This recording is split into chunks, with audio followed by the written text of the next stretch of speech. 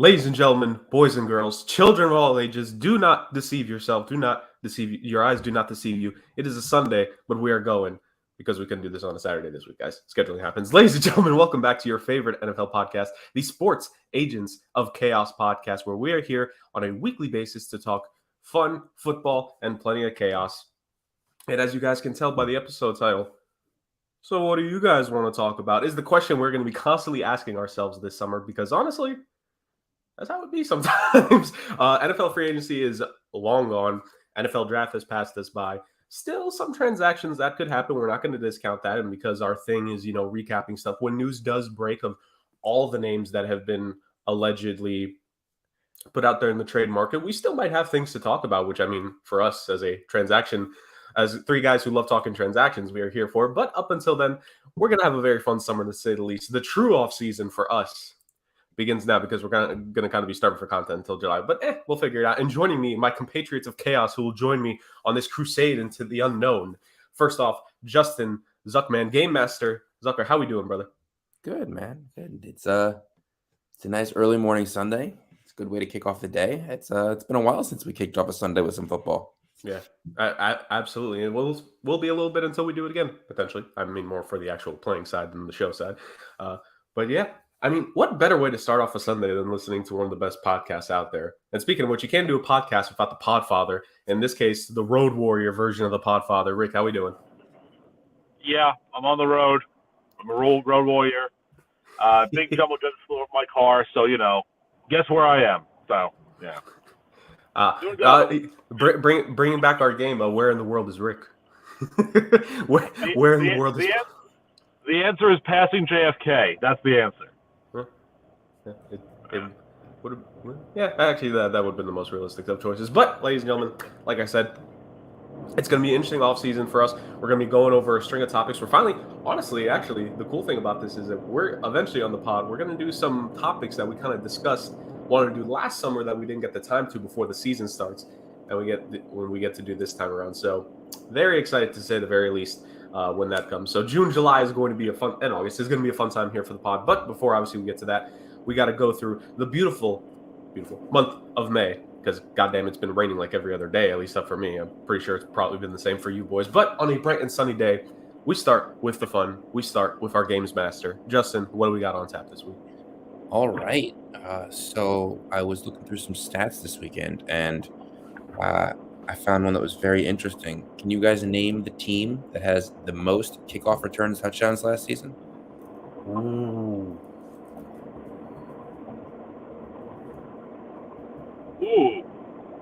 Most punt return touchdowns in a season by team? No. Most kickoff return touchdowns last year. Well, I think that question's better, so I'm going to answer that question instead. I'm kidding. I was going to say... Well, I don't know if I have the answer to that one, but... is this the hostile takeover of Justin's trivia? Yeah. No. Most kickoff returns last season by a team for a touchdown. Okay, so, Jurg, two names jump into my head. Buffalo and Atlanta. Right. Because Nyheim Hines was a big portion of it. Right, and then Atlanta because Cordero Patterson... I think he set, it was the record last year, right, for like return touchdowns, something like that. Yeah, and also yards, because he's been returning ever since he was a rookie. Yeah, so I feel like it's one of those two teams. I'm just trying to think of who else returned a kick for a touchdown, a kickoff for a touchdown that we would have known or would have been a bigger story than either of those two teams. I don't think there's anyone else that I can think about, especially now with how the NFL has done so much to kind of curtail kickoff returns as it is. I think having those two, it makes the most sense. Yeah, I'm with you. Let's run with your first. Which one do you want to put as the official first guess then? Let's run Buffalo first.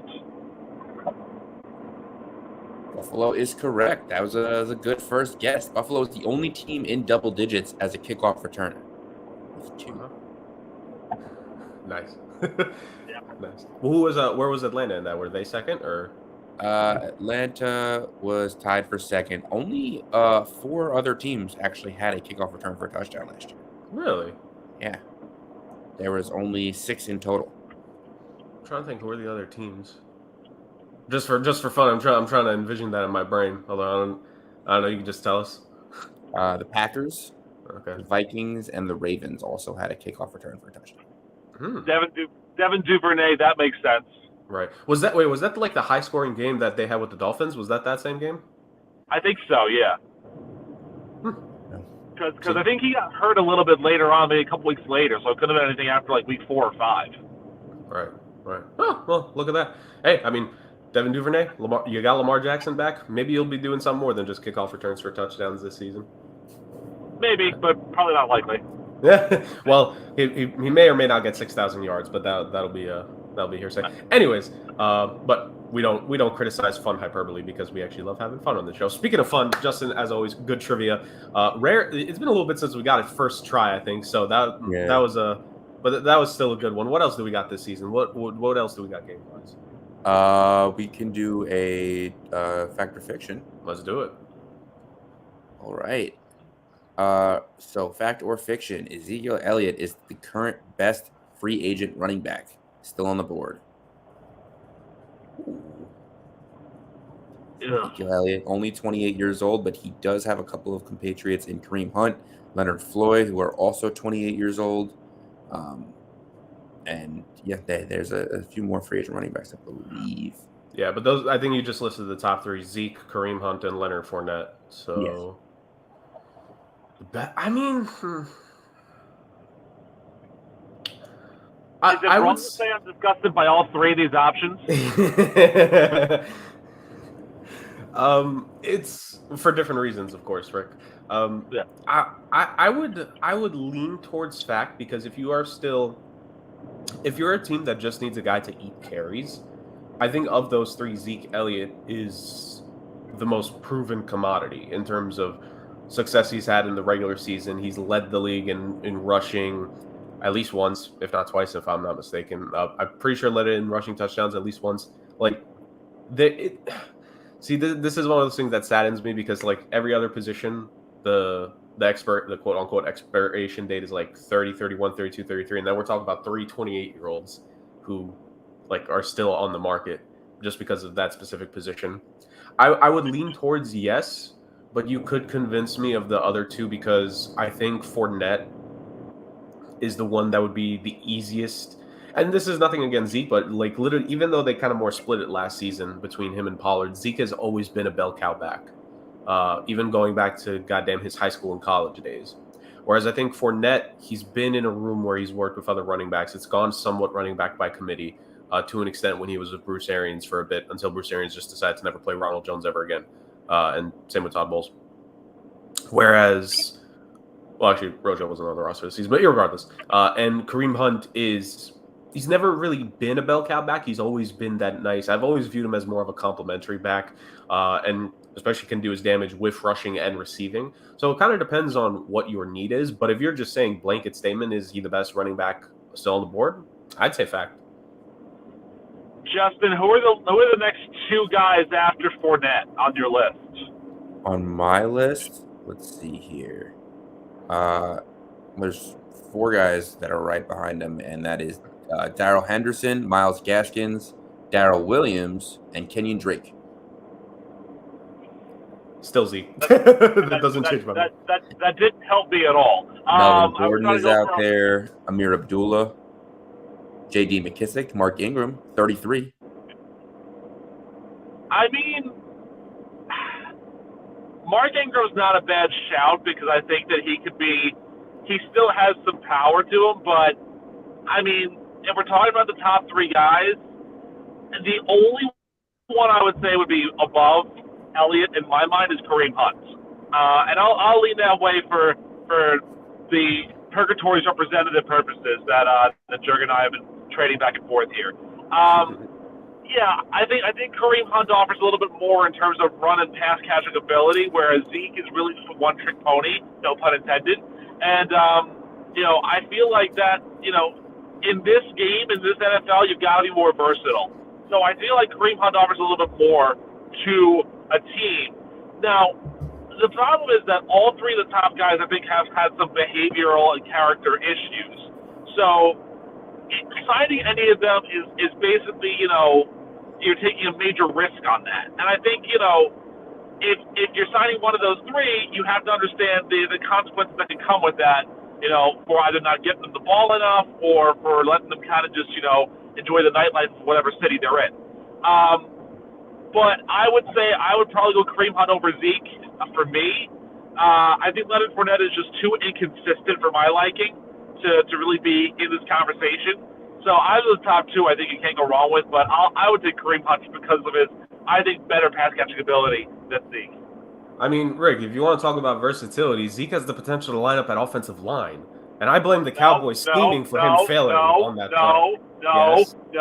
That's versatility. It counts. I will give you a long snapper, but that's it. Man, I think you're underrating what Ezekiel Elliott can do. I think the Cowboys failed him on that play. Yeah, Ezekiel Elliott's like a 25 in Madden in terms of like center positions, Oh goodness.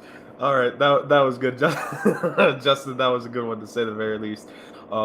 Do we have a Would You Rather this week, or are we completed here? Well, we did have a guest Would You Rather. I was given a suggestion over the weekend. Over the week. Who would you rather? What division would you rather see play quarterback? The AFC East or the field? Ooh. So you're talking about, when you say seed, you mean just like which one would we rather watch, or which division has the best quarterback play? Is it the AFC East now that they got Aaron Rodgers? I mean, Tua has played very, very well last year when he was on the field. Josh Allen is an excellent quarterback in the league. What division has the best quarterback play? First off, for the record, ladies and gentlemen, we love guest stuff. So if you want to send Justin suggestions for this, you're more than welcome to. We love the fan interaction, to say the very least. Make my life a whole lot easier.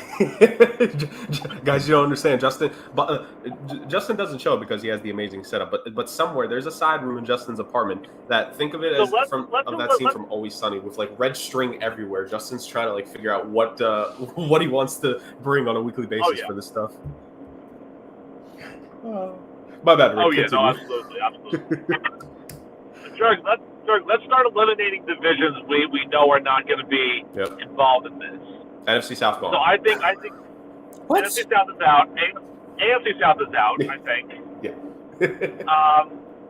NFC North, I think, is out because I think Jordan Love holds the division back.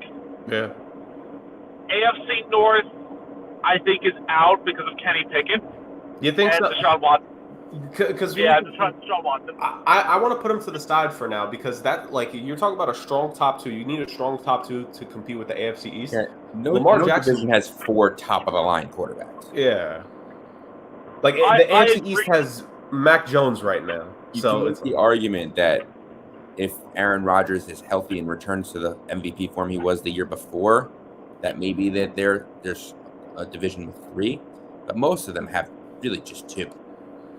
Well, so Jorg, the reason why I was saying move the AFC North out is because I think that the AFC East has 3. I think 2 is there as well. So Tua, Allen, and Rodgers. I think 3 is the benchmark. I don't trust Watson or I don't trust Pickett yet. I understand the top 2 are phenomenal, but there's no third option. There's no third musketeer in the AFC North that I'll say, okay, I'll give it to them. I know he played poorly last season, but Deshaun Watson is a guy that has thrown for nearly 5,000 passing yards in this league. Like he has more of a resume than Tua does. Let's see how he is this year. Yeah, let's see how he is this year. My argument would be that he hasn't played really in almost 3 years. He hasn't played a full season in how long? Like, did he play the full season his last year in Houston? Well, no, his last year he actually played. Then I'm trying to think. AFC West. Is Garoppolo an upgrade to Carr? It's a lateral move. I think he's handsome Derek Carr. I think it's relatively lateral, and Russell Wilson's a terrible man. So move on from him. I mean, Russell Wilson is the 4th best quarterback in that division. Is better than the AFC East's 4th best. So sure, that's fair. NFC West is all about Geno Smith. So yes. Geno himself, like it's way too much firepower in the AFC East for Geno to be able to combat against. So unfortunately, we got to eliminate them. So then it comes down to, for me, the AFC East or the NFC East. Jalen Hurts. Hold on, I'm keeping the AFC West. You're eliminating the AFC West? I'm not. No. Like Herbert and Mahomes. Well, no. What I'm saying is that like I'm now on the NFC East for my thought process. Okay. Jalen Hurts had a very good year last year. Yes. Daniel Jones had a very good year last year. Dak Prescott, and that's not as great. and then the Commanders. So I think they're out, but I think they've got a very good top two, not as strong as the AFC North or the AFC. Sam Howell played a game last year. Yeah, he beat the Cowboys. Yeah, that's all well and good, la-di-da. But hey, he's fighting for his job. Jacoby Brissett could take it. You know who they don't have? Taylor Heineke. That's why I don't respect them. So, yeah, I mean, I think we're talking East or West. Maybe North sneaks in there too, but I don't know. I think the West still holds supreme because of Mahomes and Herbert. Like, you're always going to get a gunslinging effort between those two guys. As you saw last year in the playoffs, Josh Allen is very mortal at times, and you still you want Aaron Rodgers to be fully healthy, but you don't know what you have just yet. So I think until proven otherwise, the AFC West is still king. But the East and the North are right there. Yeah, I'm with Rick. The AFC West is the king to me because it has the definitive best quarterback in all of football. And then there's Justin Herbert, who you could say joins the list at top, whatever you want to put him, top 5, top 6.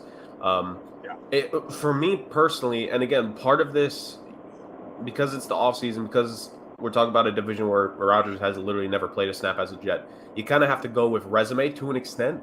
And like the resume of Jimmy G or Russell Wilson is more than that of Tua. And honestly, if I have a question mark in that division, it's Tua for me, because it's not a guarantee at the moment of what he'll play like next season. It's not. I know you can make the argument, well, there's plenty of continuity there because Tyreek and Waddle and the running back room is still strong. This is a guy, like, we do need to ask the question with Tua of, can you stay on the field? We have to ask that question. He's had injury concerns every single season of his career, basically. And I know it sucks. I know sometimes it's not fair to say, but I consider it very much for Zion Williamson in the NBA. When I was making preseason NBA predictions, I said the Pelicans are going to be a playing team because they're going to miss Zion for at least half the year. I think it's the similar thing you need to consider here with Tua, where, like, has he learned to quote unquote fall the right way to be able to, not get concussed every other time he's thrown to the ground. I know the one against the Bengals was a freak incident, but the Packers game he got dinged up, and what was the game where he got pushed to the ground and he struggled getting up? But Bills, I think, was the opponent. Like that's two teams that that's two other games they got hurt against. Even sans the Bengals thing. The Bengals thing could have never happened. We're still talking about a quarterback that probably suffered 2 concussions last season. Like, it's not great, to say the very least. And I hate saying that because I love Tua. Rick could attest to this. I've been praising Tua since college, but he is the question mark for me if we're talking about the third quarterback of a division. And I give the AFC West that bit of a nudge. But the AFC North, I think, is a lot closer than people realize, because I think it's Burrow, Lamar, and if Watson looks closer to form this season, like, Watson as the 3 is better than those other 2 divisions 3. I'm just saying. I think, too, the AFC East gets a bump once Belichick decides to finally do it the right thing and go with Bailey Zappi instead of Mac Jones. Yeah, that will change everything when Bailey Zappi takes over. Rick's right about that. Yeah. All right, perfect there, Justin. Future guest, hopefully. Him and Mike Tomlin, the first 2 guests in show history, hopefully, along with Cole Strange and maybe Cole Kmet. Basically, everyone that Rick has attached himself to, we welcome to the show. Please, we need guests. Oh my God! You know what? That might actually have to be the first guest in show history. I'm not even. We'll reach out. I'm not even joshing. Yeah, if you think if we actually reached out to Tanner McKee, it would be a yes. I don't know. He might like 1/3 of us. Yeah. Well, let's see how preseason goes, and then we'll talk to him. All right, sounds good. Sounds good. We then again, we might actually have to go through the Eagles staff for that. So we might actually have to go through proper channels and not just shoot a DM, be like, "Yo, you up?" But irregardless, irregardless, Justin, fantastic as always, man. You brought it with the games. That was fun with some football, and now let's go straight into the football here. Previously on the show, we talked about fifth-year options. I believe the deadline was earlier this week, if I'm not mistaken. So with the fifth-year option talk that we discussed in terms of who could get exercise, who could get declined, etc., we have the confirmation now on all the fifth-year options. Everything has either been exercised or declined, and we are going to go through them here, similar to what we did. We're going to go position by position. The first position is pretty freaking easy, if you ask me. So let's go in order here, boys. Let's start with the quarterbacks. Joe Burrow, Tua, and Justin Herbert. Obviously, Tua was the first one to be exercised as well. But Joe Burrow and Justin Herbert got their fifth-year options exercised. That is basically just a bridge to their eventual mega deals that they're going to get, especially now that Lamar and Jalen Hurts have both gotten their deals. I don't think there's too much to deliberate on that. Aside from between Burrow and Herbert, boys, do you think either of them will get $200 million in guaranteed? Yeah, I'm sure they will. I see Rick's face there. I think. What you got, Rick? 200 million guaranteed. You know what? I'm going to say yes for Burrow, no for Herbert. Herbert is not because of play. Herbert is because Dean Spanos is a miser. Fair point. But keep in mind, Rick, if let's say Burrow gets his deal done first, which I don't think is going to be the case, then if Burrow gets $200 million guaranteed, and if Herbert still needs to be extended, Herbert's like, well, saw what he got. What about me? Very rarely do QB contracts go down. Again, the Deshaun Watson thing, as we see, was clearly an exception to the rule and not the new standard. And I think, like with quarterbacks, it's always a game of who gets their deal done first. I think whichever one of them gets their deal done first, I think the second guy is going to be so happy with his guaranteed money, even if it's $1 million more. Which is why I also think that Herbert's going to be, dragged out for a little bit, because I don't think Dean Spanos is going to make that move right away. Because, Justin Herbert is an excellent quarterback for them, but I think recency bias is going to say, listen, we don't have a Super Bowl appearance since 1994 and Stan goddamn Humphries. So Burrow's been there. Lamar's been there. Jalen Hurts has been there. Well, Lamar hasn't been there. Yeah. He's won an MVP, Johnson's though. Been there. We didn't give him money. Yeah. So, if Herbert does get to a Super Bowl, then I think you can make the discussion. But I feel like there's outside factors that are going to be a little more drawing that process out a little bit further, if you know what I mean. Could be fair. And we know the Spanos family definitely love penny pinching when they do. Really, all NFL owners do. You'd be, ladies and gentlemen, shocked. Billionaires don't like spending money as much as you think they do, unless it's something they specifically want. Okay. All right. And the last quarterback to talk about in this before we get to, technically speaking, he did get a year added on to his deal, but it's not the fifth year out. Jordan Love was not given his fifth-year option, but what he was given was a nice contract extension, just a one-year extension through 2024, worth up to $22.5 million, $13.5 million already guaranteed on that. Rick, I'll throw it to you first. What did you make of the Packers and Jordan Love? I mean, essentially, this is a fifth-year option. It is just for a year, but what did you make of the one-year extension? I mean, they didn't really have a whole lot of other options to do, and I think this is kind of a gift in a way, if you will, for Jordan Love, because I think that what it comes down to is, okay, you have your money, now prove it. Show us that you can win. Show us that we're right to draft you when Aaron Rodgers wanted the wide receiver. Show us that you know the system, and show us that you can help us actually be a better team than we were last year. I think, it's a little extra cushion because, you couldn't – I think the Packers couldn't sign him to the extension because that would just be a laughingstock because, you signed a guy who's played in 2 games, essentially, to an extension. But to give him that extra money on the contract is different where it says to them, we believe in you, so make us right about this. And if you don't, then, you're going to be third string to Sean Clifford and whatever free agent quarterback we get next year. So, I think that's really what it was all about. I feel like it's more good faith than anything else. And it's faith, trust, and pixie dust, if you will. Faith, trust, and pixie dust. Great talk on that one. Justin, similar to you, what are your thoughts on the Jordan Love 1 year extension here? No, I think Rick nails it on the head. I think it was more of a team safe deal. The Packers were able to say, look, you haven't really proven us anything. You haven't really played. We'll give you the option to prove us wrong, because I think that I believe it was more money, incentives. But look, he's signed for this year and next year now, and he's going to have to sit down and prove it that he's the guy there. That they're going to have a third quarterback, that they're not going to really have to worry about drafting a quarterback for another couple of years now. And that would be also just kind of unheard of, to have 3 quarterbacks in a row where you're like, yeah, sure, we got this. Like, it's fine. The quarterback is not the issue here.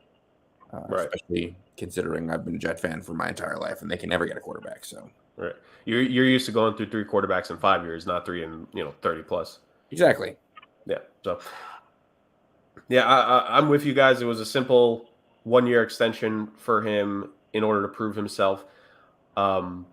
This is a guy who did something that most quarterbacks you don't see anymore, with sitting his first 3 years. Let alone just 1 year. He sat his first 3, which I think literally the last quarterback to do that was, ironically, his predecessor in Green Bay. So you're going to have a situation here where I think this season is very much going to be a feeling out process for Love. And part of me also has to wonder if this kind of keeps LaFleur in Green Bay for a bit. Because now you're changing quarterbacks. You're going from a guy who's won 4 MVP awards to this guy who now you drafted in the first round. And it's vastly different from now. You're going to be the guy for a full 17-game regular season versus being the next guy in practice versus the spot starts that he's had in his career. I think he's had, 2 or 3 spot starts in his time, or like filling in for Rodgers in garbage time. This is going to be a very different thing. So I wonder if this just not only secures Love for 2 years where you see what he could do. I wonder if it considers LaFleur there as a relative lock as well. Because the Packers, I mean, maybe not so much as the Steelers, but the Packers, if they can keep a coach for a long period of time there, they tend to do so. And I don't think they would want to just get rid of LaFleur and cut ties with him immediately in this situation. Because, I mean, you're talking about a guy, it makes no sense to cut Jordan Love at the knees if he's been learning LaFleur's system for 3 years, in practice, in preseason, in training camp. And then if you fire LaFleur halfway through this year, and let's say hypothetically just because it's a bad record, you're kind of cutting Jordan Love off as like, well, now we don't know what to think of him because he only got half a season of starting with this playbook. And now you're going to bring a completely different offense, a completely different offensive mind for the season of this extension. I think not only does this secure Jordan Love there for 2 seasons, I think this kind of secures LaFleur there for 2 seasons. Well, let me just say this. He's been there for 4 seasons now already. Yeah. They've run their Hall of Fame quarterback out of town. Because it's really, if you think about it, it's really what happened. Yeah. They didn't put the correct pieces around him. Everything was Aaron Rodgers wants to leave, Aaron Rodgers wants to leave, Aaron Rodgers wants to leave. And now he's finally gone. The Packers are a proud organization. And if they're that bad this year, there's a chance the GM is out. If they if they're taking out the GM, I don't think LaFleur lasts. I don't care if Jordan Love has another contract. If they are that bad this year and they've been consistently on, they went from back-to-back NFC Championship games to being bounced in the second round, division, to not making the playoffs, to running their quarterback out of town, and now there's Jordan Love. And if Jordan Love is not the guy, and they have a really bad year this year, even with all the defensive additions they made, I don't know that he survives that.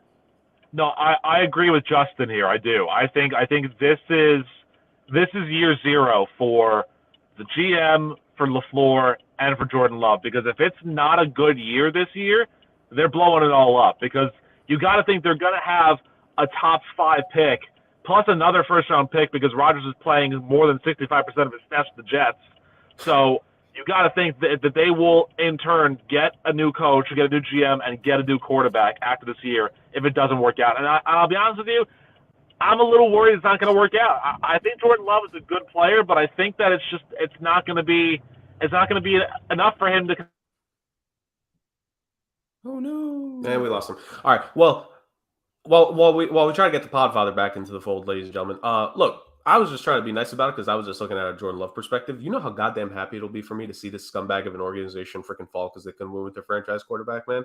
Like I would be more than willing to see that. Look, I've said this entire time. Again, this is one of those things that I point to the boys. Justin can attest to this. I've said this on the show. I've said this, in our text exchanges. I firmly think and believe that the Green Bay Packers are going to fall to like a 4 or 5 win team now that Aaron Rodgers is no longer there. I firmly believe in that. So if you're telling me that they are going to fall to that and Gutekunst actually does get fired, because my thing is personally, part of the reason why I'm thinking of the 2 years is because does he get fired? Because you talk about the Packers as a proud organization. They're also an organization that doesn't always make the decision to move on from a guy when they should. Mike McCarthy was 2 to 3 years past expiration date when they fired him. Ted Thompson, look. Mike McCarthy won a Super Bowl. That's why it's different. Like the success was there. They had the pieces that they thought were necessary for winning a Super Bowl, and it just they gave him a couple more years and it didn't work out. Irregardless, I think this is an organization that has proven that they can be 1 or 2 years a little bit too much so. And Gutekunst will be interesting to say because look, all due respect, Ted Thompson, like he did a lot of good there in Green Bay. You could also look at some decisions he made. He's like, could have made a better choice here and there. So I like if you are telling me the Packers are well, I've been saying this for years. If you tell me the Packers are going to bottom out and if they're going to become a 4 or 5 win team and what the case will be, then I'm with you. I think Gutekunst gets fired. I think LaFleur gets fired. I think that'll be a tandem thing. And then Jordan Love, it's like, sorry, kid. Like, yeah, they're going to bring in their own guy probably too. Yeah, because at the end of the day, it makes no sense if this like I was speaking from a Jordan Love perspective of if you are going to run with him, it makes no sense to get a new coach. But ultimately, when it comes to the Packers as a whole, then I am with you guys from that perspective. I mean, we'll get into that in a couple of moments here, but I think that the organization, like I was talking about the first half of the season, let's say, like if let's say they're 2-6, Justin. I don't know when their bye week is this year. Let's say they're 2-6 after the first 8. What happened? Nobody does yet. Fair enough. Let's say they're 2-6 after the first 8 games of the season, hypothetically. Like, what do you pull the trigger on LaFleur then, or do you just let him finish out the year and just let the whole thing be done and be like, all right? And I'm not saying it because of some miraculous turnaround. I'm saying, look, there's no point in bringing in an interim coach to finish this out because at the end of the day, if we're going to get rid of this guy, we're going to get rid of the quarterback. Like it depends on the strength of your losses, so to speak. I mean, if you're in games and you're missing them by kicks or like Jordan Love threw an interception at the end of the game and it's like, all right, teachable moment and like we'll fix it and we'll improve, then no, I don't think they fire him. If they're not in any of these games, if their offense can't get going, if they have a Zach Wilson moment where you're like, all right, where they lose a game on a kick return opponent. What? When you say Zach Wilson moment, I assume you mean that they only scored like 6 points and they lost on like a return touchdown. No, if they go through their first 3 games, and they're like, all right, I don't know if this quarterback is gonna be able to develop. I don't know if it's the yips. Hey, he's got the arm talent. We've seen it in practice, but it's not translating to the field. And I don't know if we can salvage this situation. And they start losing games by,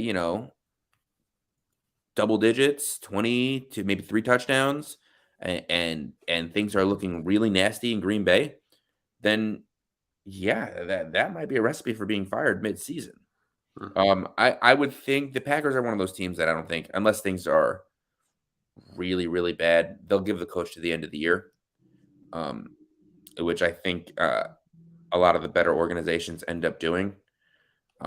You don't want to be reactionary. You want to have all your pieces and ducks in a row and make sure that you're hiring the right guy coming towards the end of the season. But yeah, I don't think they'll fire him week 6, but it's not. I wouldn't throw it out there. Right. I wouldn't throw it out. Yeah.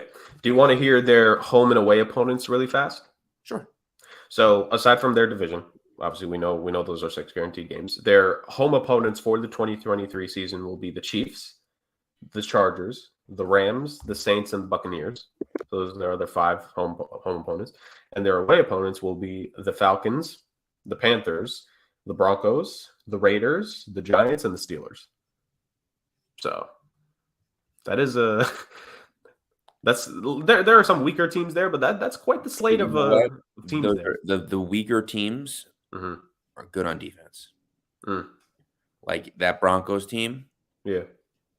you might not you might win that game, but you're not going to score a lot of points. Right. It'll be like You're going to keep that team together. That'll And be like I got news for you. 17-13 If Sean game. Payton can put something together there and can really take advantage of the offensive weapons that they have, I would assume there's no place to go but up for that offense. Right. I'd assume they're going to be better this year. And again, last year, if they would have scored 18 points per game, which would have been still bottom 5 offensively in the They've been like what 8 they and would have 2 started like 10-2.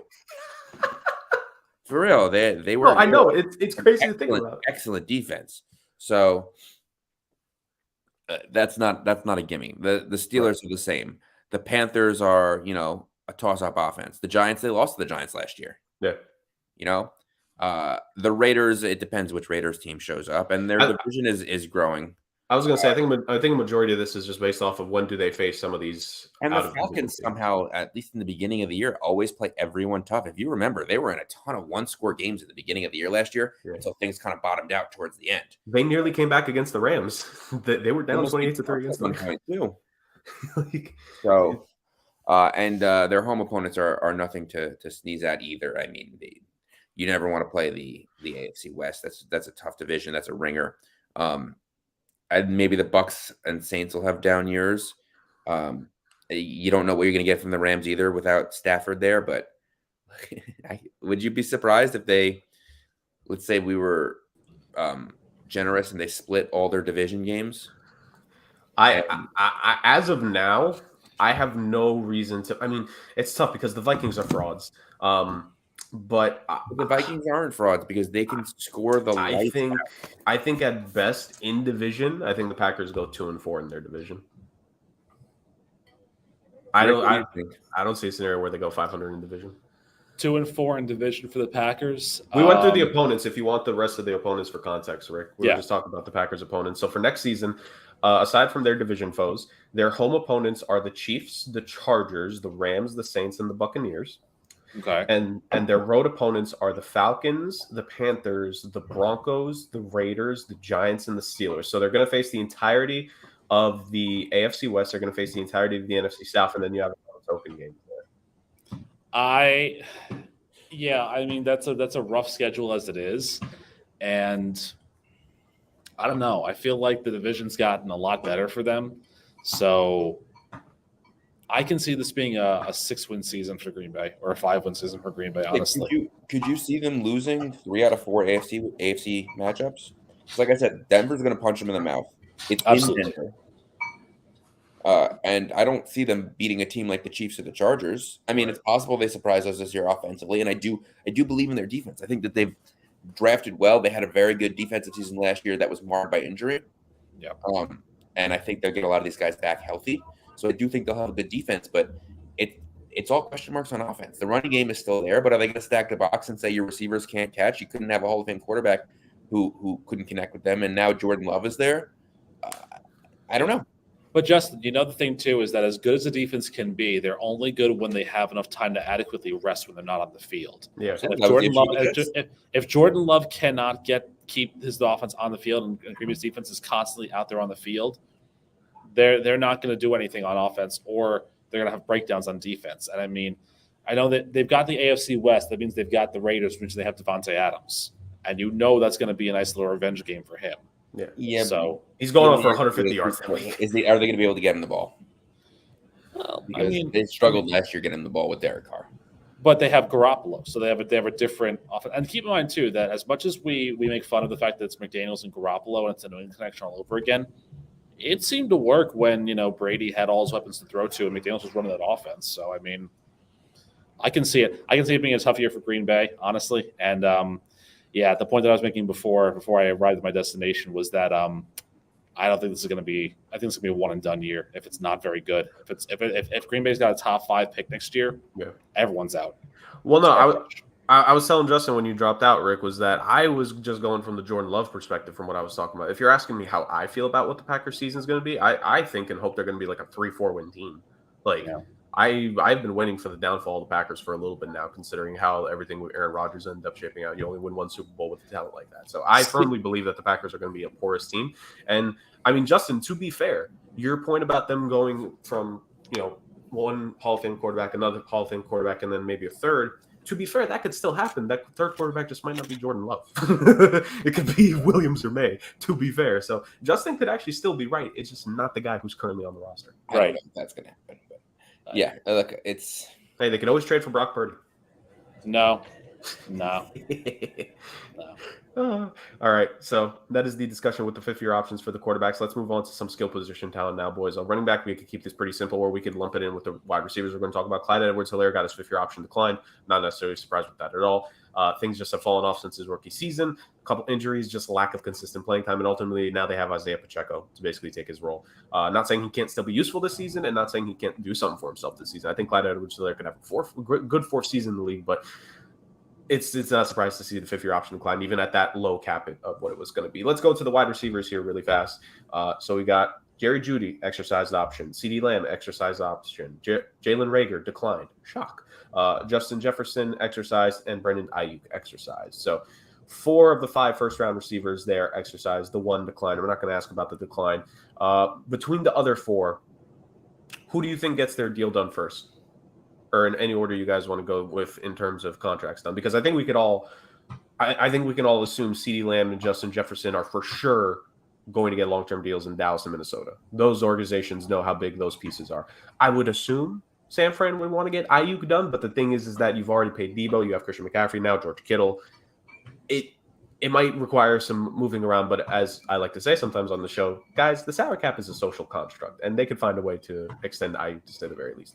I think Jerry Jeudy might be the odd man out in terms of just because his fifth year was exercised. I don't necessarily think he's going to get his extension.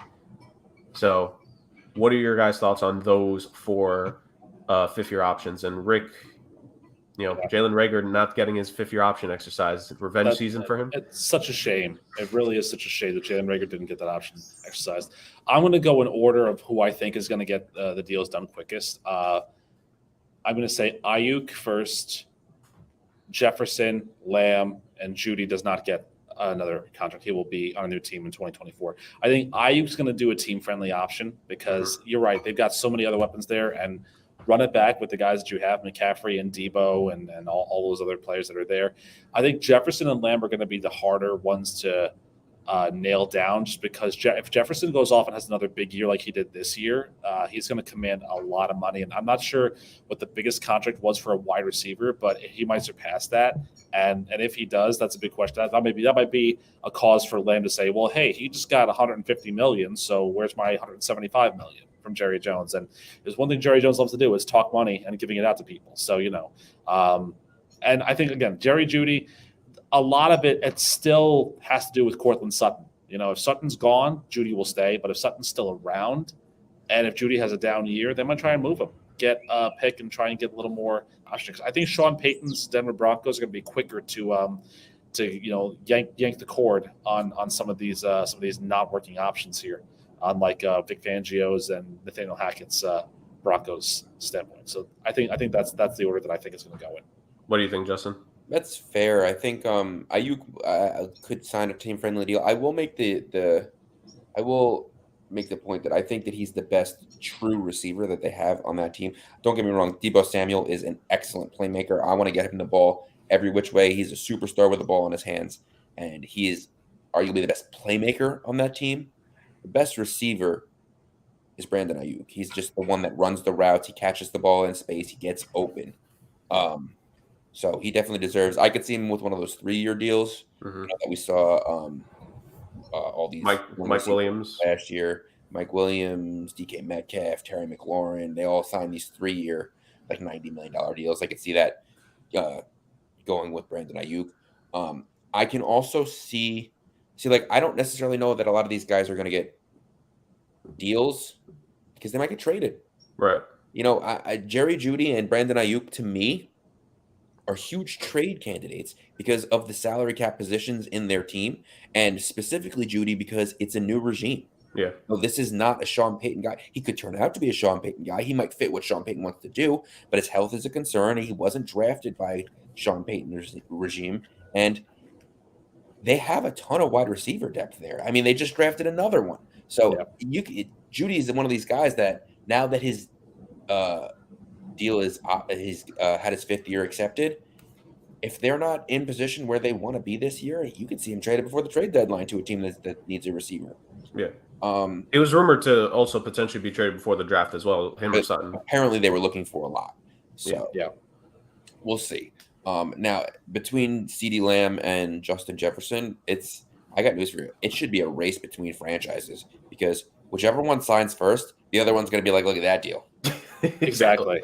Look at that one. Yeah. So that's why I think, Rick, personally, I think Lamb is going to be the first one to get extended because in my mind, the Cowboys will get it done with CeeDee Lamb. It would be super easy. Justin Jefferson could wait. Justin Jefferson is a top 3 receiver in this league. He's going to get paid.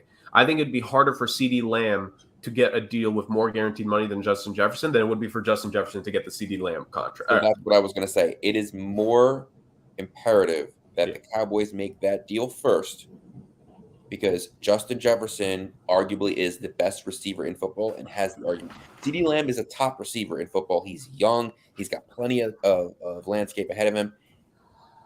He might not be in the best situation for him. Not that I'm saying he's in a bad situation, but it's easier to say, all right, Justin Jefferson deserves to be the top. I agree. I agree. CeeDee Lamb.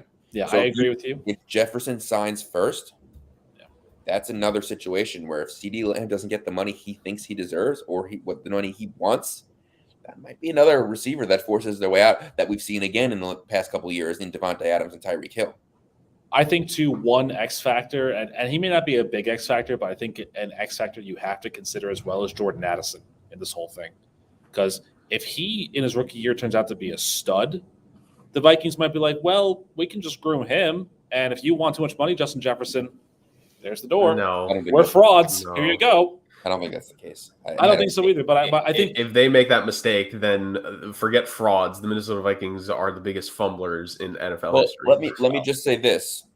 That exact situation did, in fact, happen for them. And they ended up drafting a young kid named Justin Jefferson. They got lucky once. I don't think lightning will strike twice. No, I don't think so. I like Jordan Addison. As of now, I know it's something to say. I don't think he's going to be Justin Jefferson. That's look, you can never. That's the thing. Also, you can't game plan for someone to turn into Justin Jefferson. Right. You know what I mean? Yeah. Like it's not the way it works out. So, look. I mean, the only thing that I'm thinking of too is that when it's his time, if Jefferson's contract is so exorbitant that Addison's contract can't be the same way. So maybe if Addison has a strong rookie year, they might try and factor that into Justin's deal to try and make a little more team friendly for years down the line. If they're thinking long term instead of short term. I don't know. I don't see a superstar player taking a pay cut because a rookie had a good first season. Yeah, it's not happening. Like Devontae Adams and Tyreek Hill, I think you were talking about the contract benchmarks, right? I think the two of them are to this point, and AJ Brown. I think the three of them, those are the 3 contracts to look at, and it's going to be. Like CeeDee Lamb is going to look at those 3, and then CeeDee Lamb's going to get his deal, and then Justin Jefferson is going to look at CeeDee Lamb's deal, and he's going to get more. And then a year or 2 from now, Jamar Chase is going to look at his boys' deal and be like, "So what he got? My turn." That's so fair. it's going to be great. I mean, if the Vikings want to screw up and be like, "Hey, we want to keep KJ Osborne and Jordan Addison, and not you, Justin Jefferson," then I'm just saying my personal dream of the LSU 3 connection of Joe Burrow, Jamar Chase, and Justin Jefferson, it could happen. I'd love to see it. So, go ahead, Minnesota, make that mistake. Prove yourself even further frauds than what you really are, because you always will be. I'd enjoy it. But it could be worse. You could be the Tennessee Titans. Anyways, moving on from that, let's leave the skill position because there was no first-round tight end in this class. And let's go to the offensive line here. Andrew Thomas, exercise. Not surprising. Jedrick Wills Jr., exercise for the Cleveland Browns. Mekhi Becton, declined. Tristan Wirfs, exercise, and Austin Jackson declined. And Cesar Ruiz was also declined. So I think the only one that when me and Justin were doing the previews of the 5th-year options, I think Mekhi Becton was the only one that we consensusly had being declined. I think we were a little bit split with Austin Jackson. I would have said that they accept Mekhi just because they didn't have a lot of depth at tackle. I mean, they have a lot of depth. They don't necessarily have a starter. But I understand why they didn't accept it. So 3 of them get exercised, 3 of them get declined. Pretty even 50-50 split. Rick, do you have any comments on those offensive linemen either getting accepted or declined? Cesar Ruiz, when he got drafted in the first round, was a bit of a surprise. But that's indicative of the fact that that's a Sean Payton drafting, and that's not a Sean Payton team anymore. Yeah. So he has been good though. To be fair, he's been very good. But don't be surprised if maybe there's a reunion if Ruiz is gone. He might find his way to Denver. Because I think Sean Payton believes in him and really wants him there, and that would be a big boon for their offensive line here. Becton, you got to prove it. You got to stay on the field, be healthy. You got to prove it this year because there's not a lot of depth, but you can't carry a dead weight, especially on this team now that has such high expectations and aspirations with Aaron Rodgers as your quarterback now. You can't carry a dead weight on the roster if it's not going to work out for you. And so I think declining that option was their best call. And you know what? If he has a great year, bring him back to the discussion table. Bring him back for that. But otherwise, I have no other issues or complaints with any of the guys who got signed or who didn't get the option picked up. And to be fair, really fast before Justin goes, just because a fifth-year option gets declined doesn't mean a guy can't be brought back. It has happened since the fifth-year option was introduced that there have been guys who have had their fifth-year decline, but they have returned to the team. So it's very much a possibility. It just means you don't get that buffer. It means that this season is the year to either step up or get out. So there's that. Justin, any more comments, whether it's about Becton or any of these guys? I'm rooting for him, man. I love Becton. I think that, unfortunately, it's been a lot of freak injuries for him. He looks like he's starting to get his weight under control, which, is inspirational, good for him. I want him to have a fantastic season and make the money I think he deserves. When he was healthy, he was one of the better tackles that came out of that draft. If you remember, they were talking about Andrew Thomas being a bust and Mekhi Becton being the best tackle after the rookie seasons. Wirfs aside, Wirfs also is excellent, but he did have Tom Brady there. So, look, we'll see. You never know. You never know what's going to happen because a lot of these guys that do have decline deals do end up signing extensions. We'll see. And if I was still a Jets fan, which I'm not, by the way, if I was still a Jets fan, if Becton doesn't do well this year, Louisville would be going on my never draft from list in the first round because Calvin Pryor was a disaster, and Becton, unfortunately, he's got to turn around this year. Otherwise, he would be in the same kind of mold.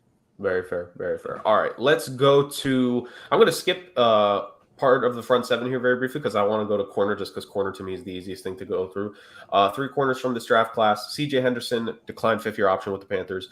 A.J. Terrell exercised fifth-year option for the Falcons, of course. And then Noah Igbenogany is going to be my shot there of the Miami Dolphins declined fifth-year option.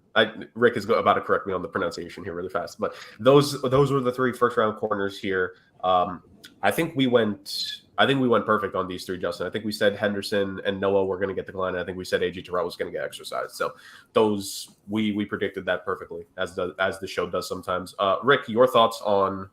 I think the show basically swept that for the most part.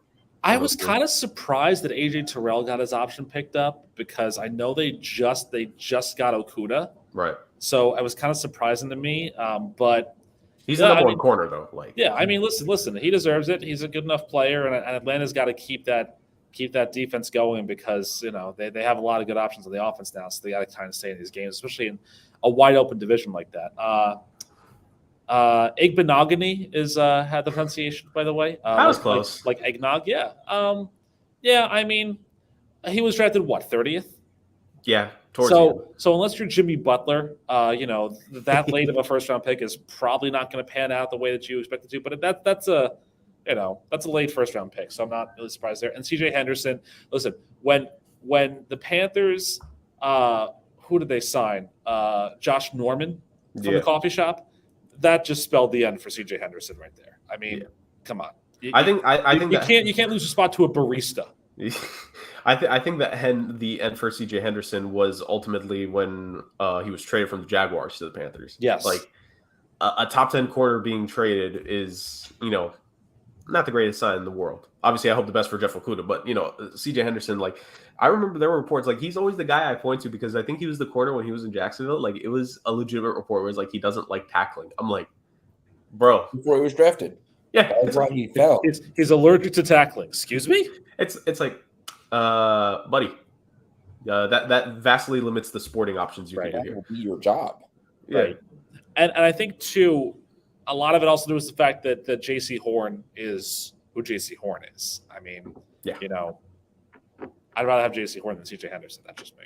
I think most people would prefer that. A number one corner over a guy who, what could be, he's at best at 3 right now. Like CJ Henderson is definitely like fallen in terms of what he was perceived before the draft, which is tragic. Anyways, he can start for the Michigan Panthers at the USFL. Yeah, there we go.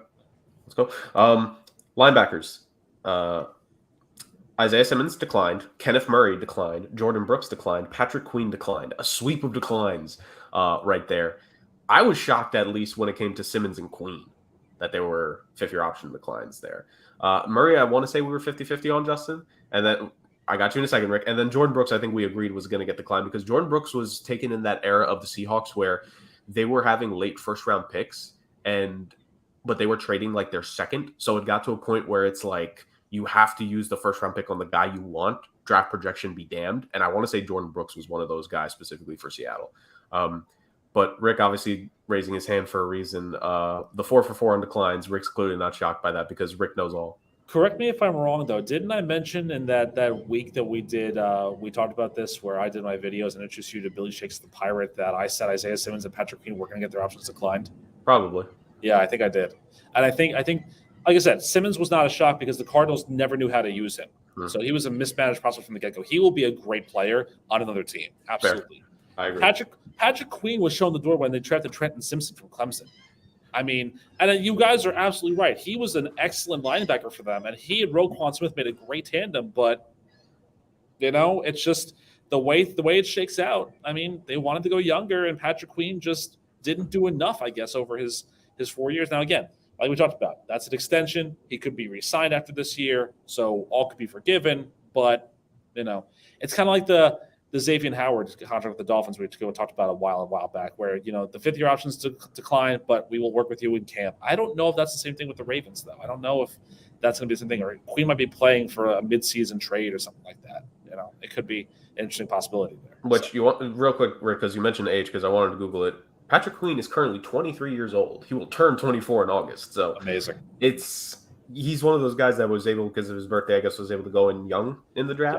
Yeah. He's been pretty good ever since. You look at his career, just combined tackles. 2 of his 3 seasons, he's had over 100 combined tackles, and that season that he didn't was 98, so he was pretty close. 10 career sacks, 3 career interceptions, funny enough. Some pass deflections, a couple forced fumbles.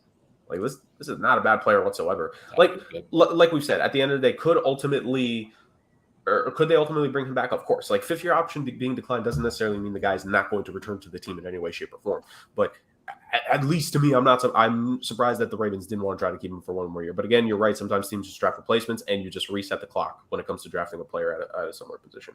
I was with you, Rick. Like, my thing when I said Isaiah Simmons was going to get accepted is because I figured that they were going to give the current coaching staff a chance to figure out how best to use him. I thought that's what that was going to be. But I'm with you, Cliff Kingsbury. You want to like.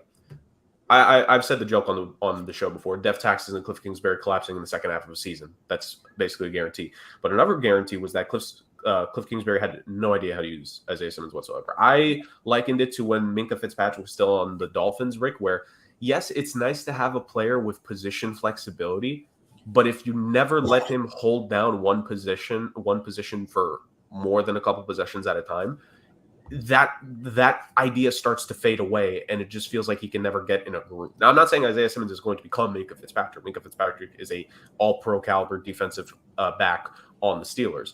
What I'm saying is that we always talk about, I feel like in drafts, teams are looking for that next unicorn, quote unquote. The problem is that there's a reason why unicorns are mythical, is because idiots go for the kill. Like, they killed Isaiah Simmons' shot early in his career to try to establish something, and I'm with you. If he does end up going to another team, or at least this first season in Arizona, if they could figure out how to use him best, he's going to be good. I think position flexibility works the best in basketball because it's the same no matter what position you are. But in football and in baseball and even in hockey, it's so vastly different. Yeah. That's why you see two-way players in college that never become two-way players in the pros, Ohtani being the exception. But, I mean, Jabril Peppers was a safety and a linebacker from Michigan, but he was too small to really be a linebacker, and he wasn't good in coverage enough to be a safety. So in college that worked because at Michigan you're playing, the cupcakes of the Big Ten, but when you get to the pros, you got to pick. Yeah. It's better to be very good at one thing than be kind of good at 2 or 3 things once you get to the pros. Exactly. And also, I think I also mentioned Jeremiah Owusu-Koramoah in his draft year. He played snaps at linebacker and in the defensive backfield. And ever since the Browns got him, I think they've only kept him. Correct me if I'm wrong. I think they've just kept him at linebacker, if I'm not mistaken. So, score to the Browns there for keeping a guy at just one position. And whereas the Cardinals, I don't think they've done the same thing with Simmons. Hope all the best for Isaiah Simmons. Hope he absolutely just balls out this season. That's someone. Come to the Bears. We'll take you. All right. And then finally, I'm going to combine the defensive line guys because there's only 4 total players here. Let's start with the defensive tackles. Derek Brown exercised. Javon Kinlaw declined. And then defensive line, K'Lavon Chaisson declined. And Chase Young of Rick's beloved Washington Commanders. Formerly beloved. Yes, of course. Declined. So let you down. So let's go to the easy 3 first. Derek Brown exercised, not shocked. He's one of the pillars of that Panthers defense. Yeah. Kinlaw and Chaisson, where for me, I've always confused the two of them on who was where. I'm not shocked they declined. Just both of them have not really played up to a level that was expected of them, especially Kinlaw, because remember, the Javon Kinlaw draft choice coincided with the DeForest Buckner trade to the Indianapolis Colts, and he has just massively underperformed ever since he's gotten to San Fran. Similar with K'Lavon Chaisson. I think we were going through the stats when we did this, Justin. He had 1 sack or even 0 sacks last season? It wasn't great. It wasn't good for Chaisson. So I think those 3, simple. I think we could all agree with those, with the transaction of those 3. I don't really think there's much need to comment. The Chase Young thing is where we could start having the combo. So, Justin, I'm going to go to you first because I think Rick needs to finish off the Commanders talk. What were your thoughts about Chase Young being declined? Look, I was surprised, but there's only so much you can commit to a guy that hasn't played in 2 seasons. He's a force when he's on the field. He's only 24 years old, but you got to play. It's just what it is. I mean, since his rookie year, what has he really done? He played 9 games in 2021. He played 2 games in 2022. And it's not enough. So look, he's one of those guys that I could also see being traded. I could see them putting him in line for a massive extension as well. But he's got to get on the field. He's got to stay on the field, and he's got to perform. He's got to show what we saw in his rookie year, which was dominance. Rick? This is the biggest Ohio State bust since Vernon Golston. Ooh. What? Well, okay. Of the rookie, contract wise, I mean, he may get moved to another team and become a star, but for the value that the Washington football team wanted at that time for him, it's on par, I think.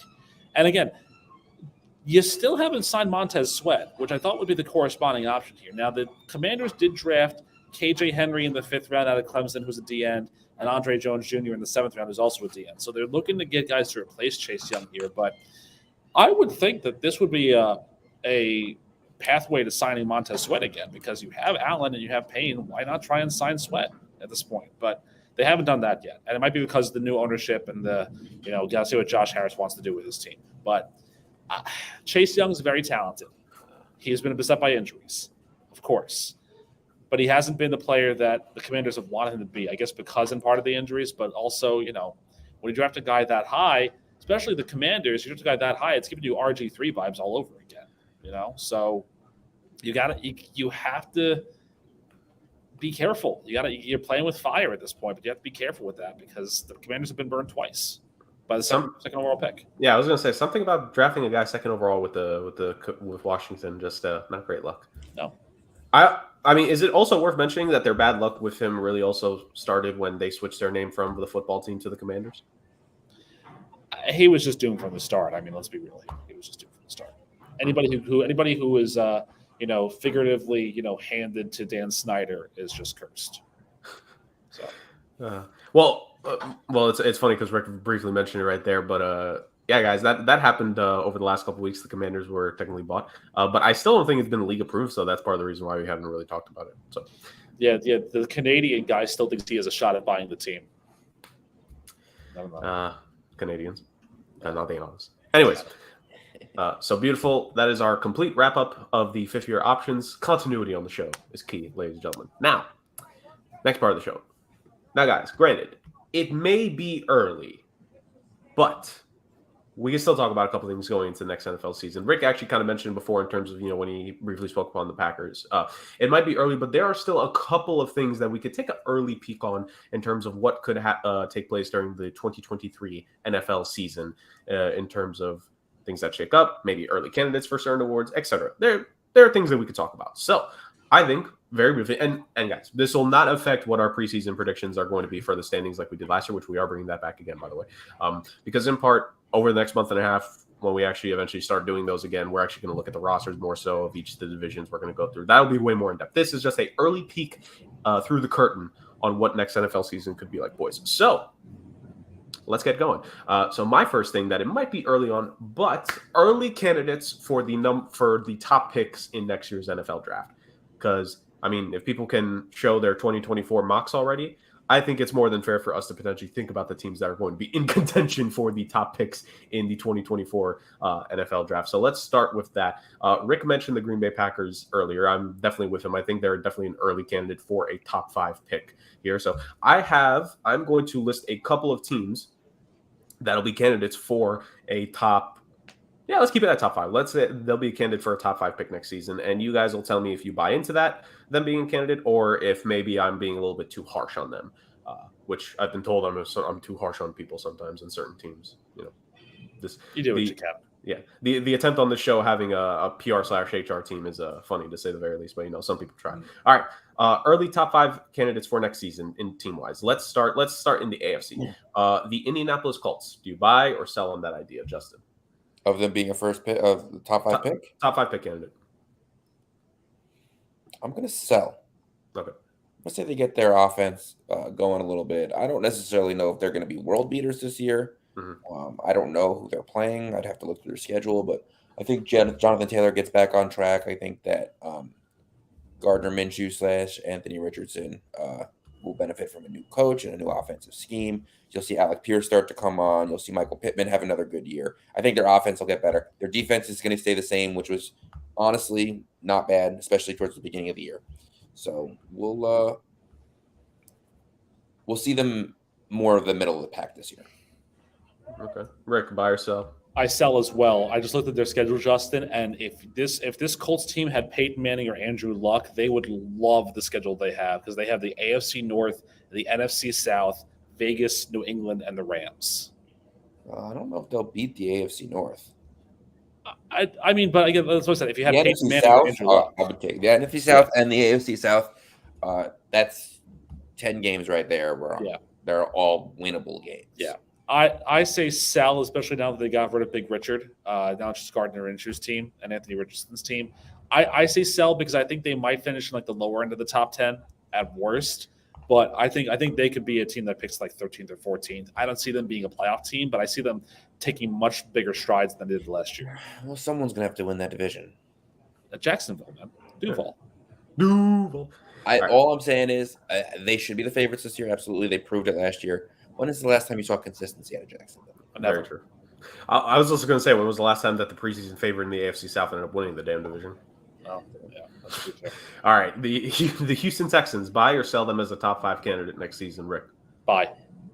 They're not ready yet. They have made moves, but they are going to struggle mightily against those other teams in their division and in the rest of their schedule, which also includes them facing Denver, the Jets, and Arizona, along with the divisions I just mentioned.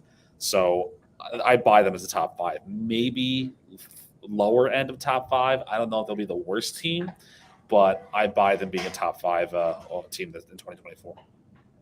Dustin? Let me just say, they better hope that they're not a bottom 5 because they don't have their own draft pick next year. That's true. They traded that to Arizona. Yep. So, like I said, they'll benefit from playing the AFC South, but it's a tough one for me because I don't want to make a determination on a rookie quarterback that I think might be good. I think that they've really reworked their offensive line. They've signed Robert Woods. They drafted Tank Dell. They still have their young running back whose name escapes me. Damon Pierce. Pierce. Pierce, thank you. John Mechie could be back in the fold as an extra weapon. Yeah, so they might have a better offense next year, which was their main problem. They did have some issues in the secondary, and but they drafted a great pass rusher in Will Anderson. And look, they could be a better team next year. Remember, you have to go about who they're going to play, and I don't really hate their schedule. I mean, they play the AFC South. They're going to play 6 games in the AFC South. Yeah, no, more than fair. All right. I'm stunned, by the way, that Justin's being so positive about the team that screwed him out of the pick challenge title last year. Over under on how many ties the Texans have this year. Over under how many times is Justin going to select them? I'm objective. I think that they'll be. I think there's a chance that they're outside the top 5 because of the moves that they made. Do I want them to be? No. I'm going to root against them. They screwed me. Give to be fair, all the top 5 picks. To be fair, it's a different coach now. It's a different coach, different quarterback. It's a lot of different teams. It doesn't matter. They screwed me. Fair enough.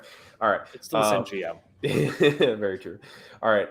This one, I mean, I hope for Justin's sake, this team actually does bottom out. The New England Patriots as a top 5 pick contender next season. Buy or sell, Justin? So it just doesn't happen. I mean, not unless they start tanking, but that defense is too good for them to do that. I feel like Rick wants to say buy, but he's probably going to say sell. Yeah, no, I think. Do you want their opponents, or will that not make a difference? Their defense is too good for them to lose that many games. Yeah, it really won't make a difference for me. But just on a whim, the AFC West and the NFC East. I mean, that's a tough set of games there. Not to mention the Steelers and the Saints as well, and the Colts.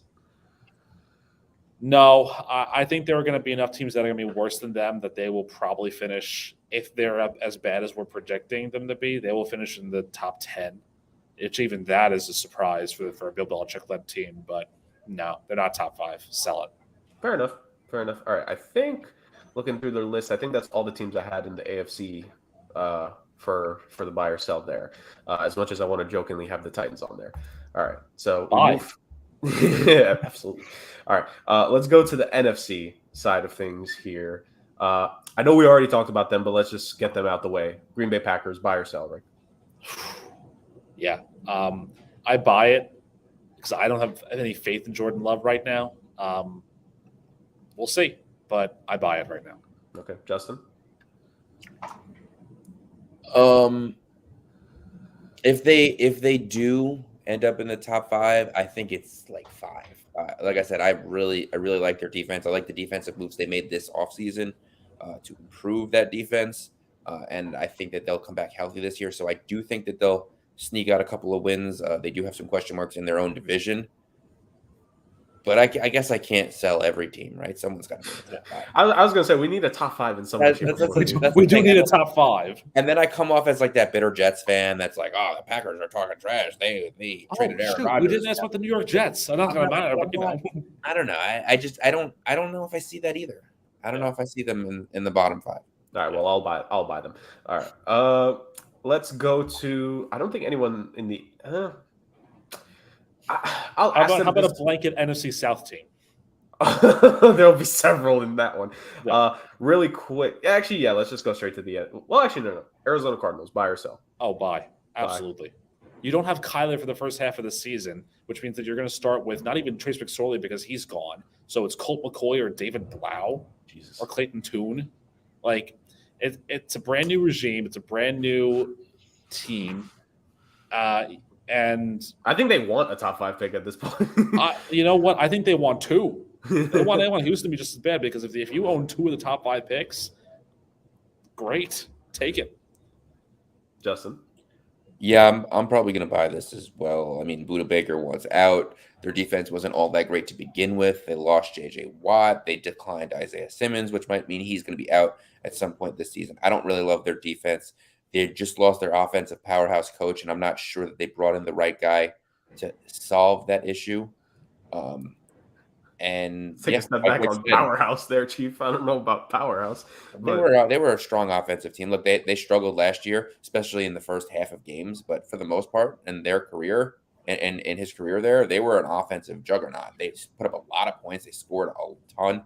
They put up a lot of yards. DeAndre Hopkins was an excellent player there with under that regime. But Kyler getting hurt is absolutely a killer. You don't know when he's coming back.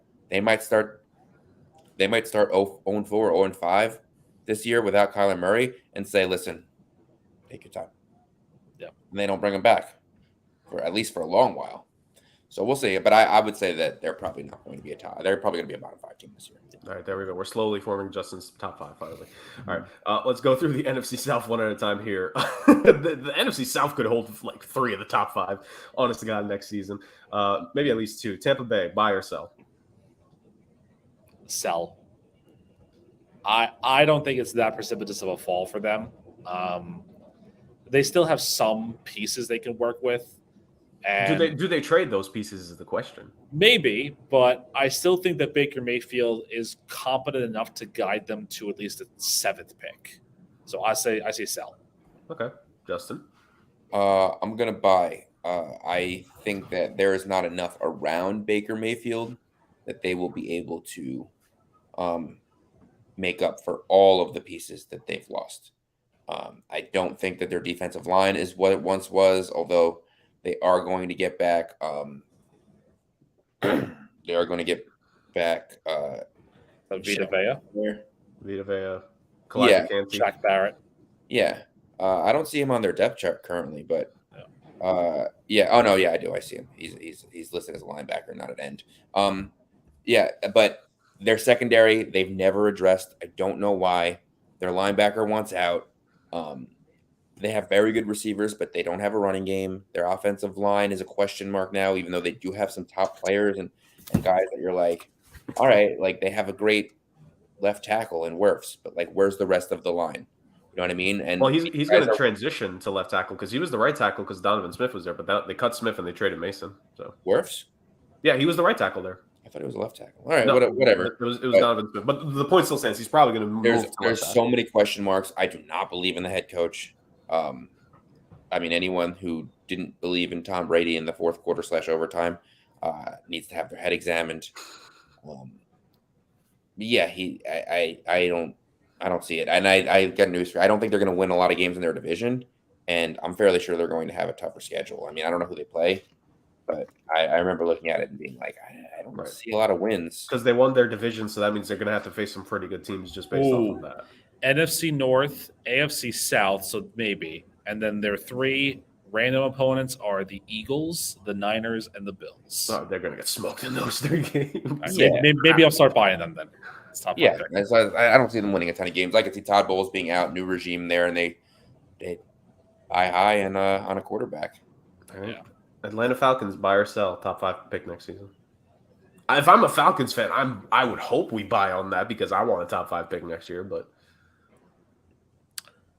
I'm gonna say sell, but only because of the offensive weapons that I have. I think they're a very young team. Arthur Smith seems to have them in position every year, and they are unable to capitalize. I'm not saying they will pick outside the top 10, but there's too many weak teams that they play this year. And they do have to survive their own division. I'm going to say that they're maybe they're the 6th pick. So I'm going to sell this.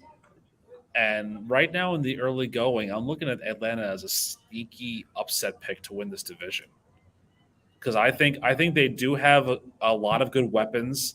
They've upgraded at a lot of different spots. I think that they drafted a steal in Clark Phillips at the very tail end of the 7th round, which was one of our guys we talked about in our draft.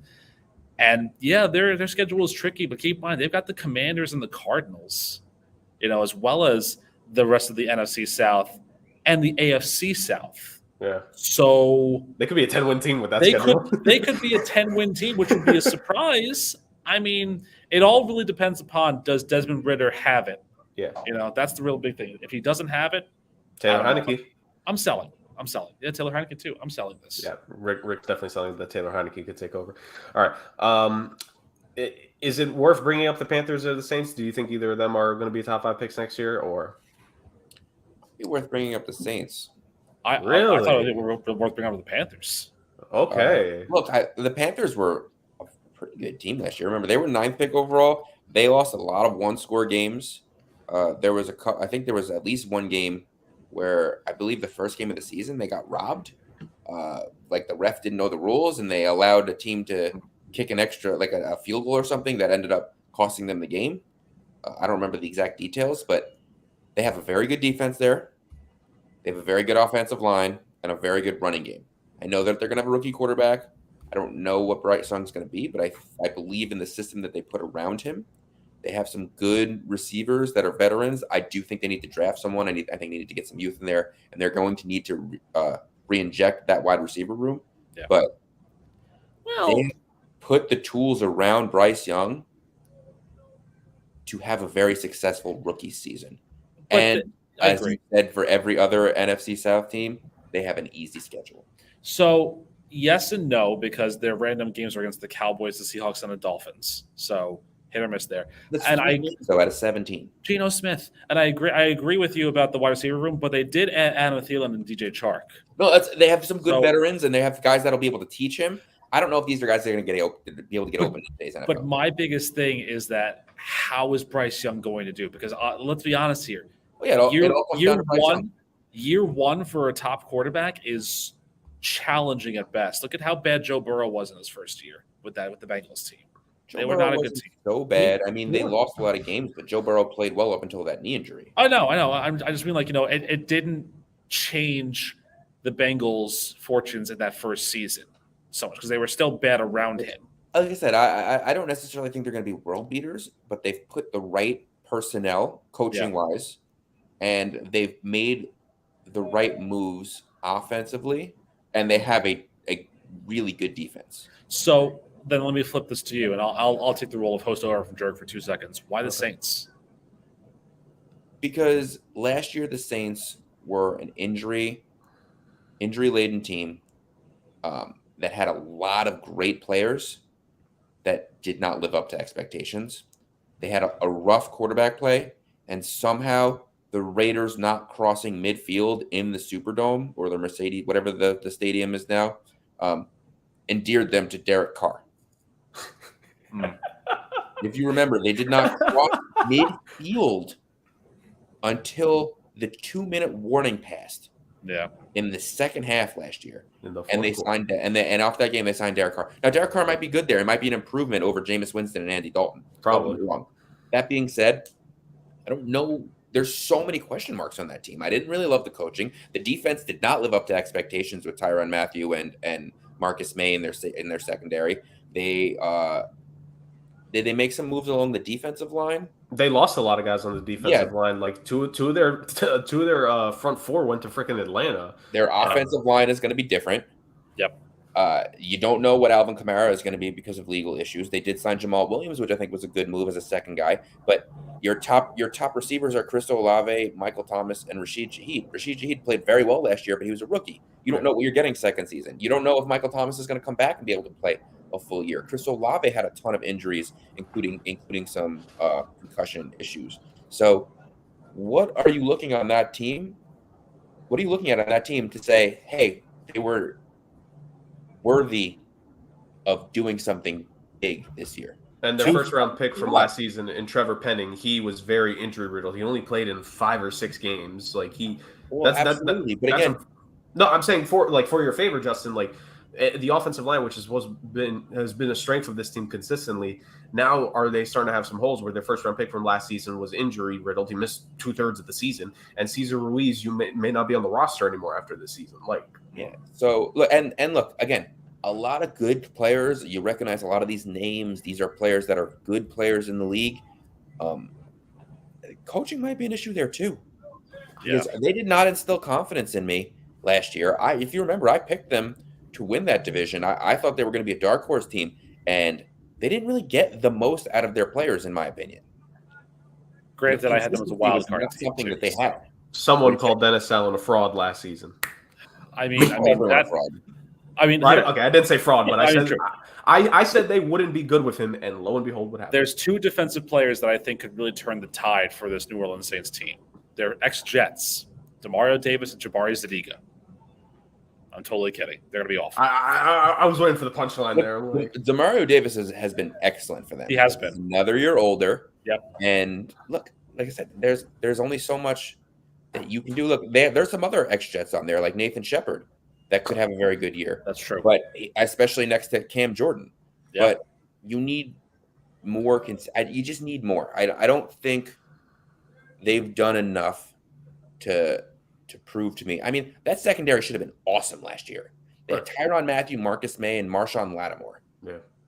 They should have been a top defense in as far as in terms of passing, but they weren't.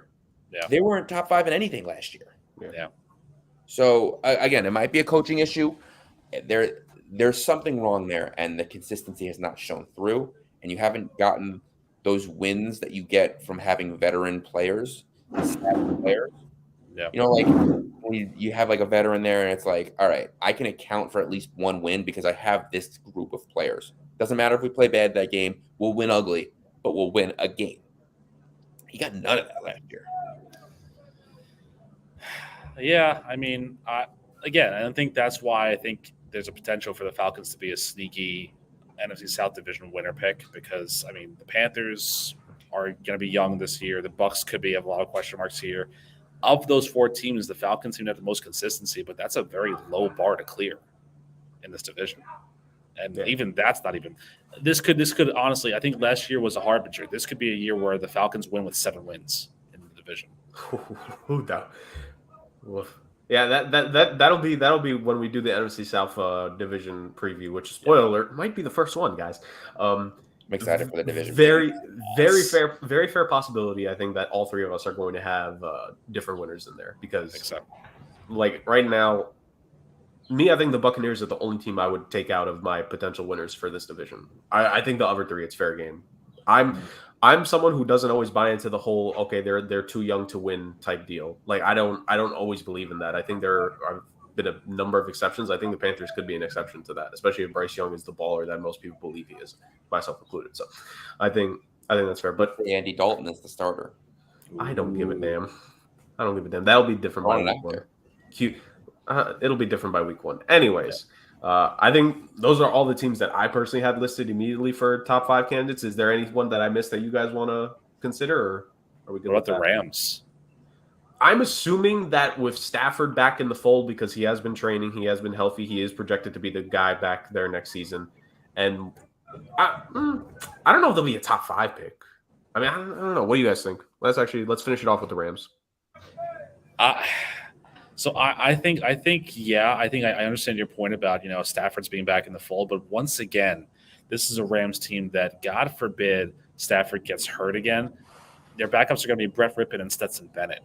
It doesn't exactly inspire confidence in me. And you have to trust that Stafford's going to be back to full health here. I don't know if he is. Will they have Cooper Kupp back? Sure, absolutely.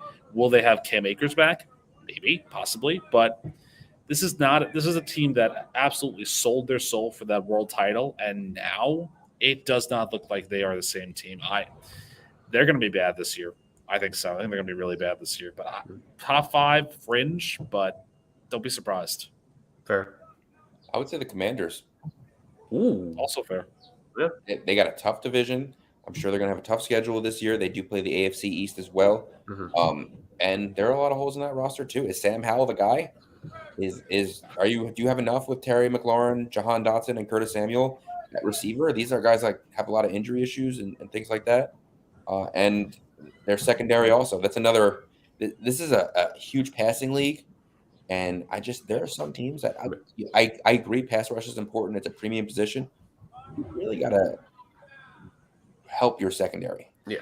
I think to that argument, the only thing that separates the Commanders from the Rams is that if Sam Howell doesn't work out, you have Jacoby Brissett in Washington you can turn to.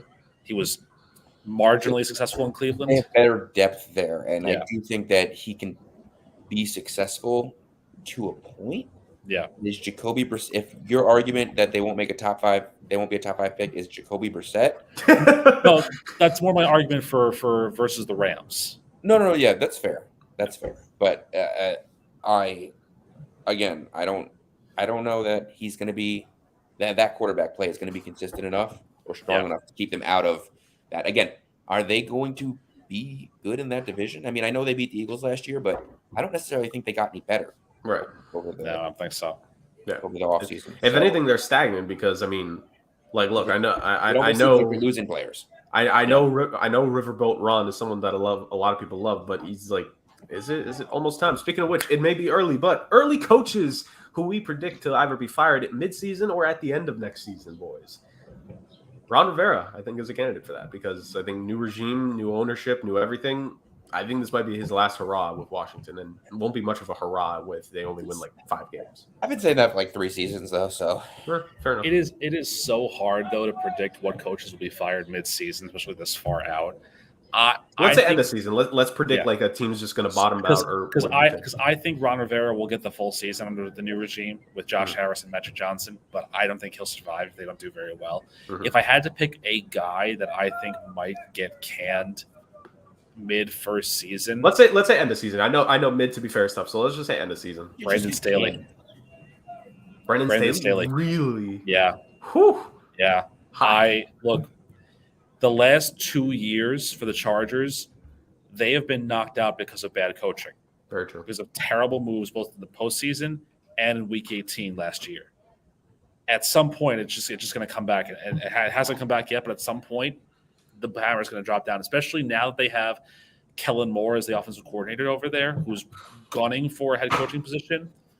I think this is it for Brandon Staley. If the Chargers do not either make the playoffs and win a game, or be a 14-win, 13-win team that wins the division, I think Brandon Staley is going to mess up in one way, is going to cost them, and I think he's out. There's just too many things, too many mistakes, and it's not even that. It's not even too many. It's just too big of mistakes. The size, the quality of the mistake trumps the quantity of mistakes that other coaches are making. So I think he's out. Okay. Justin? I got 2. Mike Vrabel, I think might be on the hot seat as well as he's done there. Yeah. It's a new regime. It's a new regime there. There's a new GM. They're going to make some different moves. They drafted a new quarterback, and if things don't work out, pretty immediate there. And you might be looking at a new coach there and a complete wipe of the slate. You could see them wipe that slate clean. And excuse me. The other one was D'Amico Ryans in Houston, just because he's a Houston Texan. No, I'm sorry. I agree. And Vegas, I think there's a chance that you see McDaniels out if they have the embarrassments that they had last year. Because, look, there was a lot of bright spots last year, but there was a lot of embarrassing moves. Yeah. I also have one more surprise that I just thought of now too as well. Who? Sean McVay. I was thinking the same. You guys took both of mine. I thought about Sean McVay, but he's too good and he's too highly thought of, I think, to lose the benefit of the doubt after a bad season last year marred by injuries and a bad season that in what is now going to be considered a rebuild. Well, here's why I think Rick has McVay here, because I don't think McVay will be fired after another bad season. I think he'll walk away. I think this was a guy that Amazon was basically threw the checkbook at in order to be their next guy. And if I don't know how real this is. I saw it like 2 or 3 days ago, so I'd have to double check it. If Brady is apparently not going to take Fox's massive contract offer to be their next A-team analyst, that $300 million could go to Sean McVay. And if I'm Sean McVay, look, I know you want to be a coach for so long. You've literally been raised through it. Like, you were 16 years old when you became head coach of the Rams. Or hyperbole, but still. Like, at the end of the day, if you're Sean McVay and this doesn't work out, he doesn't feel like the type of coach to me that's going to be there for a rebuild. Why not take $300 million to just sit in the booth and only work like 4 or 5 months out of the year and not have to be there 24/7? Like, because think about it, this guy who just recently got married, this guy probably wants to start his own fit. Like, yeah. Let me just say this. You're telling me, Justin, if anyone threw $300 million right at you right now to just stay in your couch for the rest of your life, would you do it? Let me just say this. First of all, broadcasting is a much more intensive job than you think. There's a lot of preparation that these guys go into, and it's not just they show up to the game. Hey, we automatically do everything. Yes, they have full teams and they have help, but there's a lot that goes into it, and especially at that level. Okay, first off, you saying that to me, like, come on now. I obviously know that, but compared to head coaching, you said $300 million to sit on my couch. It's not the same thing. Of course, I would take that. I don't make $1 million doing anything. Two, Sean McVay loves coaching. He just does. You could see it. You can hear it in his voice. He's a young enough guy that I don't think he would mind going through the rebuild era that they're going to have at least one more time. And I got news for you. Sitting at his $1 million coaching job for another couple of years and just gaining experience is not going to take any dollar signs off of whatever offer they're going to offer him to do broadcasting when it is time, in fact, time for him to do that. Yeah. If anything, that number is just going to go up because it's going to get money is just going to get more valuable, and the product is just going to get more valuable.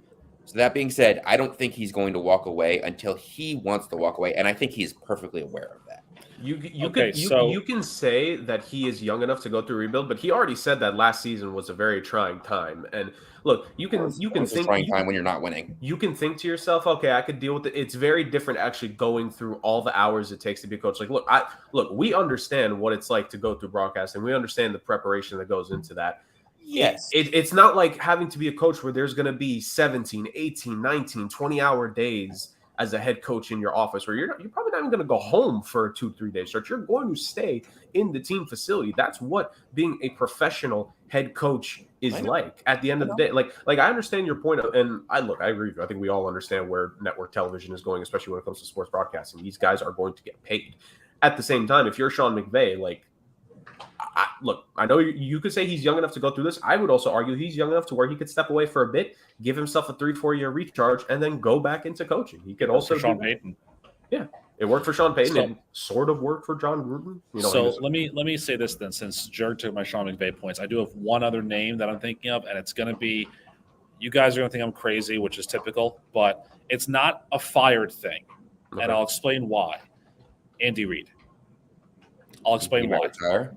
Yeah, there have been rumors circulating since the last Super Bowl. They asked him. Coaches. He's 65. You can't keep going forever. And I think honestly, if Kansas City does another great season and they do really, really well without Eric Bieniemy there, I think the impetus is going to say, "Hey, Andy Reid, go out on top. You've proven that you were the guy. So go out on top here." Mm-hmm. And I think this will be now what? 3 Super Bowls if he wins again with Kansas City in 5 appearances, or something like that. In 5 years, I think. 5 years, but also he was there with the Eagles a while back too.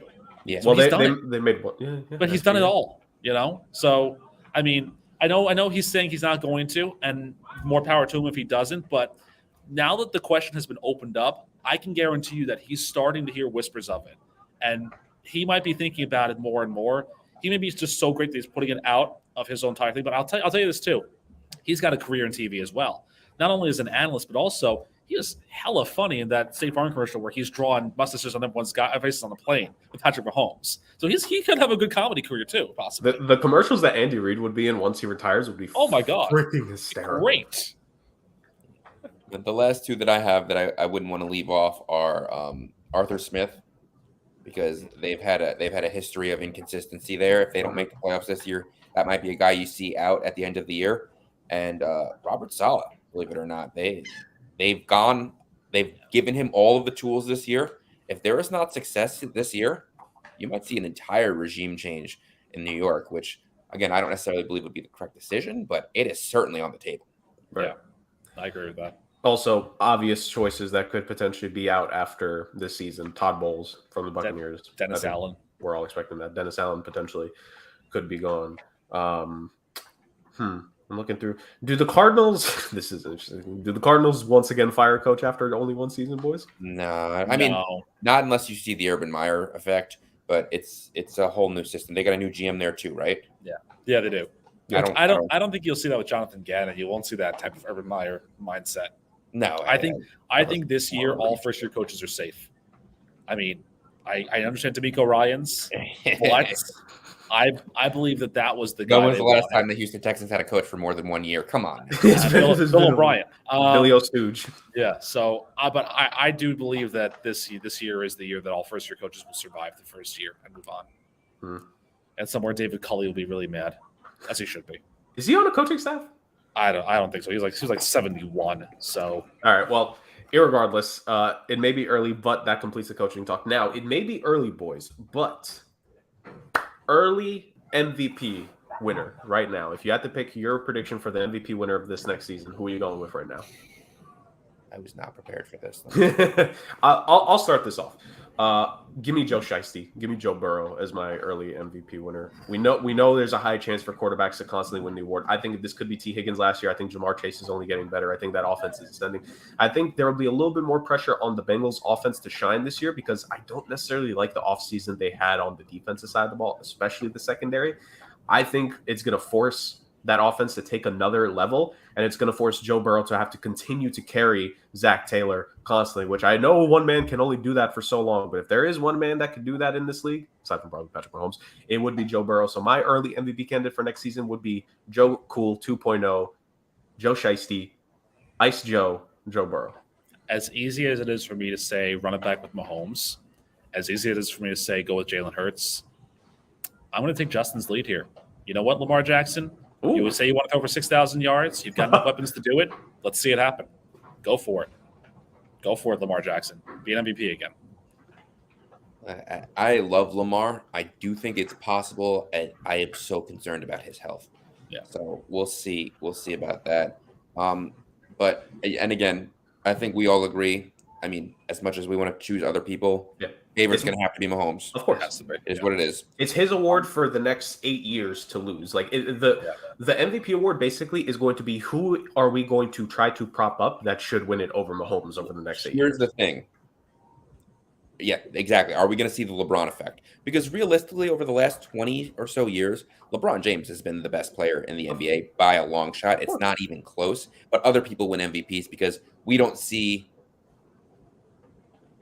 the over-the-top LeBron consistently. Even though he is clearly the best player on his team, they are in contention every year. He is arguably the greatest player of all time. Like, LeBron should have way more MVP awards than he does. I'm with you to this day. Like every MVP since he's been in the league, maybe since a few years after he's been, maybe since he went to Miami at the very least, every MVP award should have an asterisk. Well, remember, this season was the first time since like his sophomore year where he never got an MVP vote for like first, second, or third. Which again, I think is ridiculous. I know the Lakers go as AD scores, but LeBron makes that team. LeBron is literally the rest of the team. He makes everyone else on that team better and allows AD to do what he does. Anyways, this is a football podcast. I mean, hey, this might convert to another kind of podcast here and there during the summer. I'm going to say that I have two guys in mind, and health is going to be the major factor. I think if Tua stays healthy and plays the way he did last year, he's absolutely going to be a top MVP candidate and has what it takes and the weapons around him and the offensive system to win that award. But if I would put my money down, I'm going to go Jalen Hurts with the Eagles. I think he put the league on notice last year. I think part of the thing that he had last year was, is this a one-time thing? Is this the weapons you put around you? Is this, everything else? After the season he had last year and taking his team to the Super Bowl, if he can have the same kind of season this year, at least statistically and wins-wise, he's the guy that everyone is going to look to in the league and say, all right, this guy is for real. He is an MVP. I like it. Really quick, do we think any skill position player has a chance at being the MVP next season, or no? It's a quarterback award. No. I agree. I'm just saying. I would have loved for it to be this past year, but it just confirmed for me that this is a quarterback's league. Very true. Well, we can choose a non-QB MVP sometime. Yes. Mark Mosley. Preposterous, Justin. How dare you even consider that? That's not. No, I mean like on our podcast, not in real life. Oh yeah. Oh. Yeah. Sandoval Memorial Award. Will Cole? It may be early, but will Cole Kmet win Offensive Player of the Year next season? No, obviously not. All right. It may be early, but the Eagles and 49ers were the top two teams in the NFC by head and shoulders last season, and I think most will project that again. Is there any team that might challenge them for a top two spot in the NFC? Interesting. Again, this is early, ladies and gentlemen. We'll have a full division preview that'll end with us giving our final standings. This answer could change by then. We're only doing this at a glance. But is there any team you guys think could challenge one of them for top 2 spot next season in the NFC? If you are going to see a team challenge, I think those challenges are going to come from within the division. I mean, I agree. The NFC East, you have not seen a repeat division winner there in 20 years. Yep. And that's because the schedule has consistently changed because the top team plays the top talent. You could see the Cowboys, I think, have the talent and have the players to challenge the Eagles in the division. And you're going to be surprised. The Seahawks do too. The Seahawks have the ability to challenge the San Francisco 49ers from a depth standpoint. Their offense only got better with Jackson Smith and Jigba there and Zach Charbonnet as their backup running back. I really expect a lot offensively from them there this year. And I listen, that receipt keeps coming up. I said the Seahawks are going to be terrible last year. I was way off. I did not We all were. moves, and they drafted so well. And they really shut me up. They were an excellent team last year. They were the surprise of the year for me outside the Giants. And I can see them winning a lot of games next year. I'm saying this right now. If the Seahawks win this division and the Broncos miss the playoffs again, I will not shut up on this podcast about Geno Smith going ever. Let me just say also, there's a huge question mark in San Francisco at the quarterback position. There is. Very true. Brock Purdy is not going to play. You don't know what you're getting back in Trey Lance. Is he going to be healthy to the start of the season? And their other quarterback is Sam Darnold, too. Believe it or not, I actually think is going to have an excellent season and benefit from having Kyle Shanahan there. Probably playing under Kyle Shanahan. But, that's a big question mark. I think Seattle's a really good shout, too. Because I agree. I think San Francisco's a little unsettled at the quarterback spot, so I think they could be a big challenger. I want to say the Lions. I really want to see Jared Goff take a huge step forward here, and I really think that this team can be a thorn in people's side.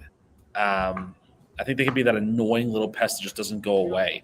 As much as I want to say the Giants too, I think this is, you saw the steps they took, and I think the Lions might be a much better team this year than they were last year. Let me just say this: if the Lions are taking that step forward this year, I'm going to say it's because they have excellent quarterback play from Hendon Hooker.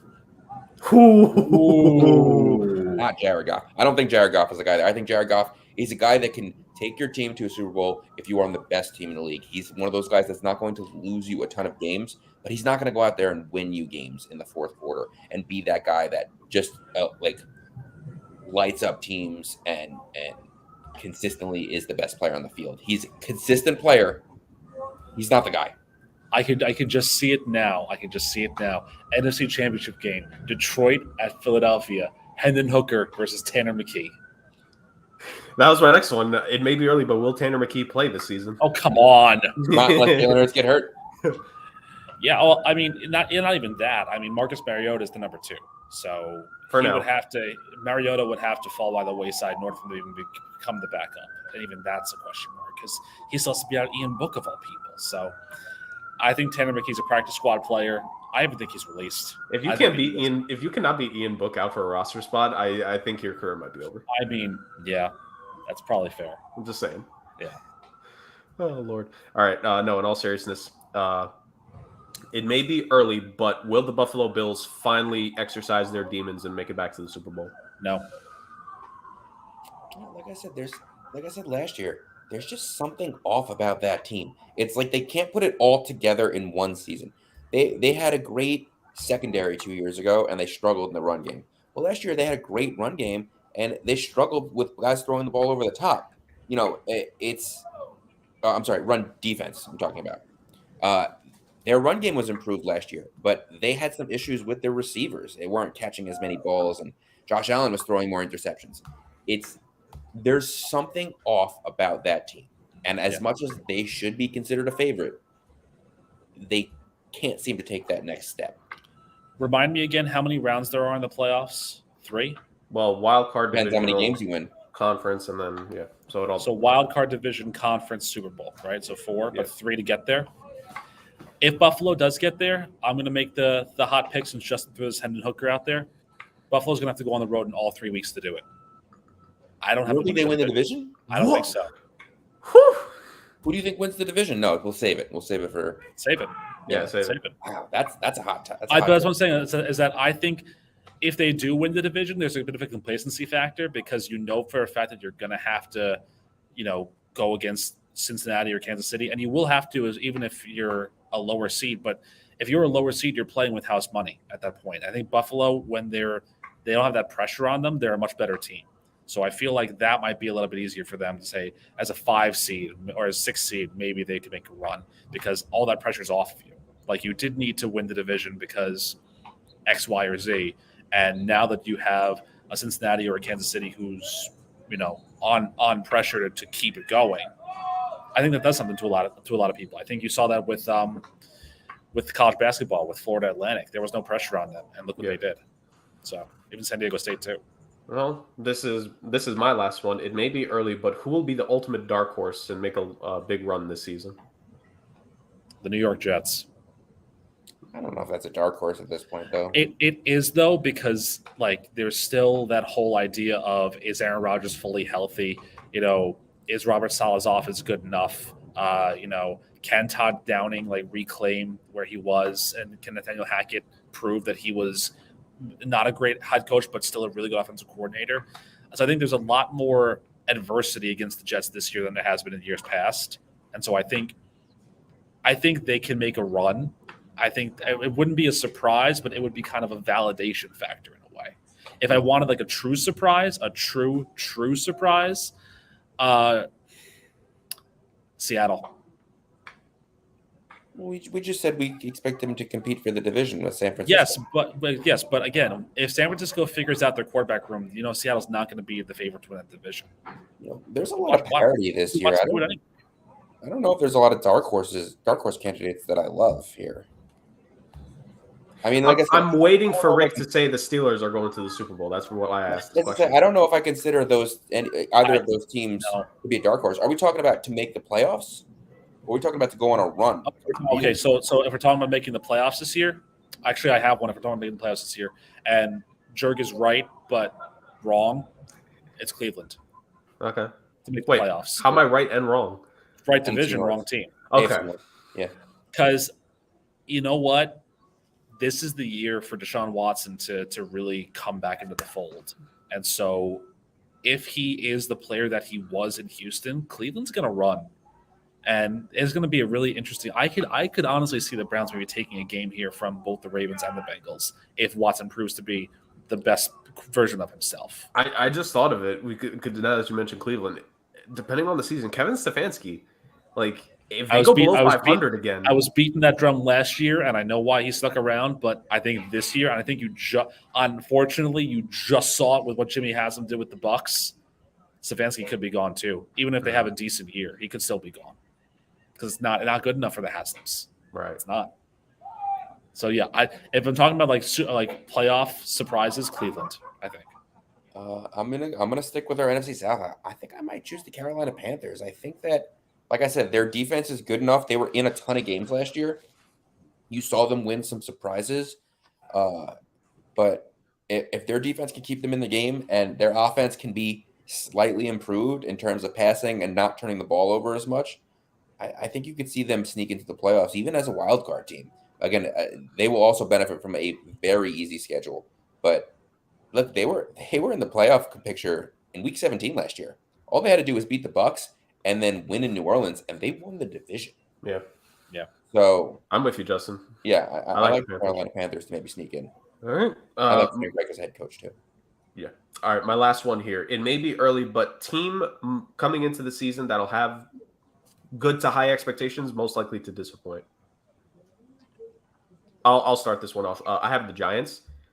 I think entering now year 2 of Dayball, I think a lot of people will have a year to see how they operate and how they hit Daniel Jones. And I think it's going to be hard to hide Daniel Dimes for much longer, especially if Saquon Barkley, part of the reason, I'm not even going to say part, the reason why they were able to succeed was because the running game was so good and Saquon was healthy. If Saquon ain't healthy this season, that team's going to take a step back because Daniel Jones, if he has to throw more than what he's asked to do, he's not that guy. Danny Dollar Signs may have gotten paid. Danny Dollar Signs might be the perceived franchise quarterback, but to me, a team that is most likely to take a step back, I'm saying it's the Giants. I'll cheat here.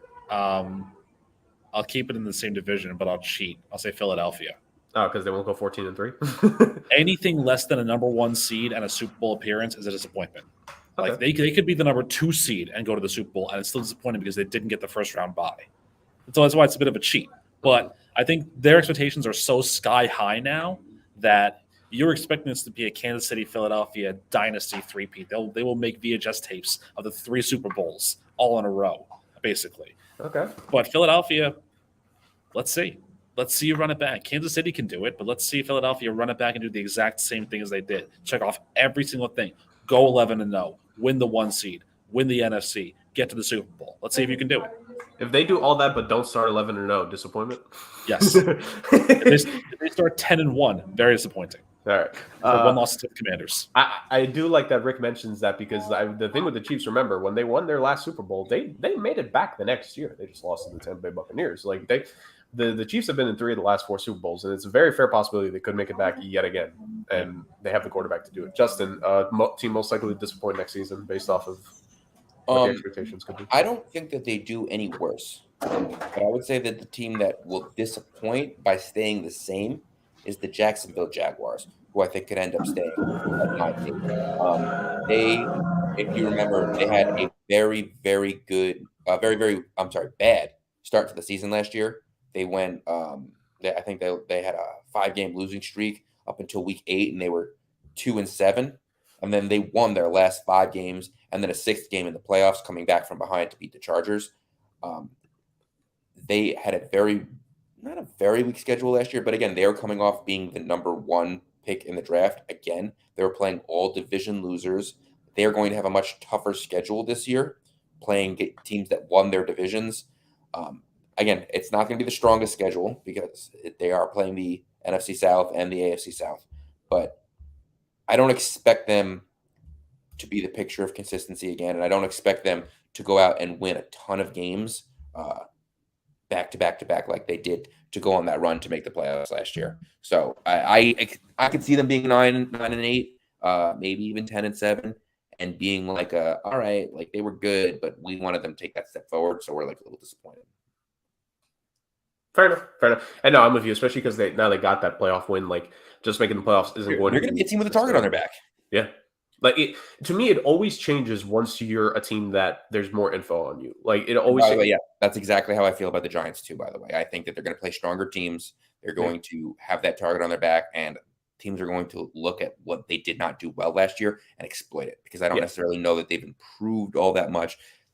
Give them time. I think they'll be a better team going forward. But I don't necessarily know that they were able to make those moves in the offseason just for, a pure availability standpoint. It wasn't a strong free agency class. It wasn't a strong draft class. No, I'm with you. That's the thing where when you have that good first season, then people are going to have a certain expectation in year 2. And I think situationally, as the great Pat McAfee says, situations are situational. Like, you now need to look at it from the Giants and Jaguars perspective. Yes, last year was very nice. Both of them making the playoffs, both of them in the playoff win. But now you need to consider, you bring up a really good point, Justin. The weaknesses that both those teams had, this wasn't like this was the worst possible time to take that next step. Great time to take that next step. Worst possible time to have adjustments to make after taking that step. Because the Giants didn't get to fix their wide receiver problem. They just didn't. I mean, they could always trade for someone. But I love Jalen Hyde there. He's going to be well, but again, it doesn't. It takes more than one guy. It helps. They're not solve the problem. Yeah, but that's the thing. I like Jalen Hyde, but they're not one wide receiver away. Yeah, I agree. Which is why they didn't take one in the first round. Very true.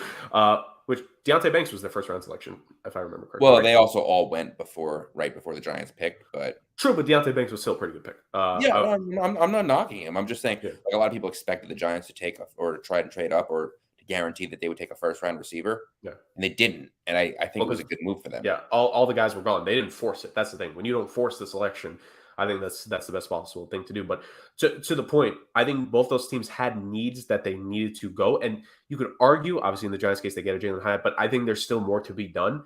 And it's still a fragile thing. If the Jaguars start 2-6, they started last season. If they do that again, I don't think they're going to make the playoffs again. You're not going to get that lucky doing that 2 years in a row. The Giants, we kind of started the show with when we were talking about running backs, Ezekiel Elliott, Leonard Fournette, and Kareem Hunt. Like, yes, I know people love to be like, oh, I wouldn't pay a running back, this, that, and the third, but running backs hide what the deficiencies, just high talent skill position in general. Running backs hide the shortcomings of quarterbacks a lot. I will always say this: the end of Ben Roethlisberger's career looked as good as it did, in part because he had Antonio Brown and Le'Veon Bell to peak of their powers for 2 to 3 years. If you take both those guys away, I don't think he's having as good looking seasons with just, I don't even know who the running backs were, honestly, anymore. Like Garrett Blunt and Juju Smith-Schuster having to be the number one from day one. Like it wouldn't have worked out the same. Like there is a proven reputation that skill position players can make quarterbacks who aren't the best of the best look good. And one of two things needs to happen now. Either the skill position group of the Giants needs to take that next step and really help out Daniel Jones more, or Daniel Jones needs to take that next step. And I'm going to tell you this right now. I'm willing to bet neither happens. And if you had to make me pick, I'm picking the skill position players because I think we've seen the best of Daniel Jones. I think we have. So there's that. With the Jaguars, last year. What happened? A lot of drops last year. Yeah. A lot of receivers that were hitting the hands. That's all I'm saying. I think that you could see better statistical season from Daniel Jones, and I think you would be in better. I'm talking about intangibles and talent. I think we've seen the best of Daniel Jones from that perspective. The stats might get all better. I'm saying is I think don't think that changes who he is. I think it's marred for. I mean, what did they have? Like 10, 11 drops in that divisional round against the Eagles. I'm not saying that they would have won, but it would have been a game. They couldn't convert because the guys couldn't catch. I mean, it even goes back to 2 years ago when they were like a couple games away from doing something good. And like Evan Ingram, for example, dropped on a 4th down, a wide open pass that hit him in the hands, running free. You know, like it's just his whole career. Skill issue. Yeah, they've had a lack of guys that can catch for him. So I'm again not saying Daniel Jones is going to be a world beater, but you got to help a guy out. Oh, I mean, you always have to be careful. Line issues and pass catchers. Yeah, fair enough. All right, I think those are our teams. Rick, anything else to say about that? Is the music still blaring in the background? Oh, yeah. No, we're still going on here. We're still going. But no, I agree with you guys with both of those. Jacksonville, they'll be stagnant. The Giants got to get better on wide receiver. Otherwise, ain't going to happen for them this year. Yeah. By the way, I looked up Jacksonville's opponents. Do you know who they're playing? Division-wise? No. Well, I know they're playing division-wise, but their other opponents. No, I meant other divisions. Yeah, they're playing the NFC North and the AFC North and the NFC South. And their other opponents are the Bills, the Bengals, and the 49ers. I'm sorry, the Bills, the 49ers, and the Chiefs. So they're playing winners. The Bengals and the Ravens at home. And then they're on the road for the Steelers, the Browns, and the Bills. Hey, iron sharpens iron. And if Doug Peterson is... Last time we heard that, they lost 15 straight. No, what I'm saying... what I'm saying is that ultimately, ultimately, when it comes to a team like that, we mentioned it. You're going to face better teams the better you are, and this is the case of you. Like you need to step up to that level. So that's what the situation is going to end up being for Jacksonville, and we'll see. Hey, is Doug Peterson, was that just a year without Urban Meyer? Which, I mean, again, I'm sure everyone down there is thankful for, but was that just a really good first year after Urban Meyer and just a cleansing of that absolutely toxic nuclear fallout, or are they for real? I think that's a real question to ask. I think that's everything I had for the it may be early but stuff. Do you guys have anything? Wow, great wording there. It may be early segment. Do you guys have anything else to add in terms of it might be too early, or are we done with that? No, I think we're good. I mean, the only thing I can think of is like rookies of the year, but we can wait on that. Yeah, I think that's one you kind of have to wait for because God knows that'll be a whole episode of postseason awards. Jerk will love Devin Witherspoon because he's on Seattle now, so you know. Well, yeah, when you're going to have an MVP candidate in Geno Smith and Defensive Rookie of the Year, I mean, you're going to have a shot. Wow. Okay, makes sense. I'm not saying. I am just saying though. I know. All right, let's end the show right, guys. The roast podium. So. Third place for me this week is Dennis Barnes. I'm not sure if you heard about this 16-year-old student in New Orleans who was a senior in high school who was elected to go to Cornell. But he knew he was going to go to Cornell anyways, and so he decided that he wanted to take time to apply to 184 other colleges and get $10 million in financial aid because he got accepted to all of them. So here's the thing, kid. Listen, kid. Here's the thing. You wasted all those other admissions counselors' time because you knew you were going to Cornell. So why are we doing this tornado doxing of college admissions counselors? They have jobs and lives and don't need to have some fake person who is never going to their school apply for all the financial aid they could possibly give out to that school. It's probably a TikTok challenge, something like that. It's stupid. I hate it. Absolutely. Not a fan of it. Please don't do that. That's my number 3. And you know what, my number 2, because admissions counselors, you should know this by now. Like, if you see a kid who's like, oh, I really want to go to Cornell, but I'm going to apply to Eastern Michigan University, come on. Do better. Be smarter than that. It's not Imani Bates. He's not going to want to do that. Come on. Don't be stupid. Number 1, Justin and I were talking about this last night. I'm going to go on the 5-borough bike tour here.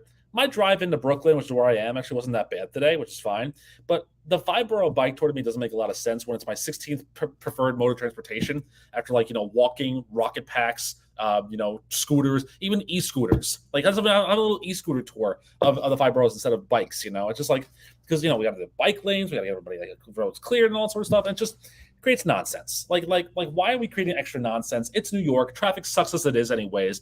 Why create extra nonsense with bike tours and marathons of all things? It's just, and also, I hate the fact that for the bike tour, we still have to go through Staten Island because no one likes Staten Island anyways. Like, why are we even, dealing with them? Like, that's just a bad borough as it is. So, fix up your bike tours and your destinations and all that sort of stuff. Just fix it all up. And once again, if you are a crow and you're watching this show, first of all, why? And second of all, stay away from Billy Shakes because the Pirate needs to stay here for a full season. Thank you very much. And with that being said, ladies and gentlemen, anyone that has not watched that episode is going to be so confused by that. But ultimately, thank you so much for joining us on this special early Sunday morning edition of the Sports Agents of Chaos podcast. This might be the case during the off season. Look, guys, it's summer. It's going to be fun. We are going to have our own stuff to do. Schedules might be a little bit mixed, but we will, I think for the most part, still be here, whether it be a Saturday or a Sunday, bring you along up until the very beginning. Up until just before the preseason of the next NFL season, because, of course, like I said, we're going to have fun for the division previews. We're going to do that again. Each division gets one episode just like last year, so it's going to be a fun 2-month ride whenever we get to that, as well as talking about our eventual playoff standing predictions, award predictions, all that and more to come in the future. But please join us for the early portion of the summer here, because we're gonna come up with some very entertaining things to say at the very least. But until then, thank you all so much for joining us on this week's episode of the pod. Please join us in future weeks where, as we always say, we love to have fun, we love to talk football, and we love to spread just a little bit of chaos. Take care.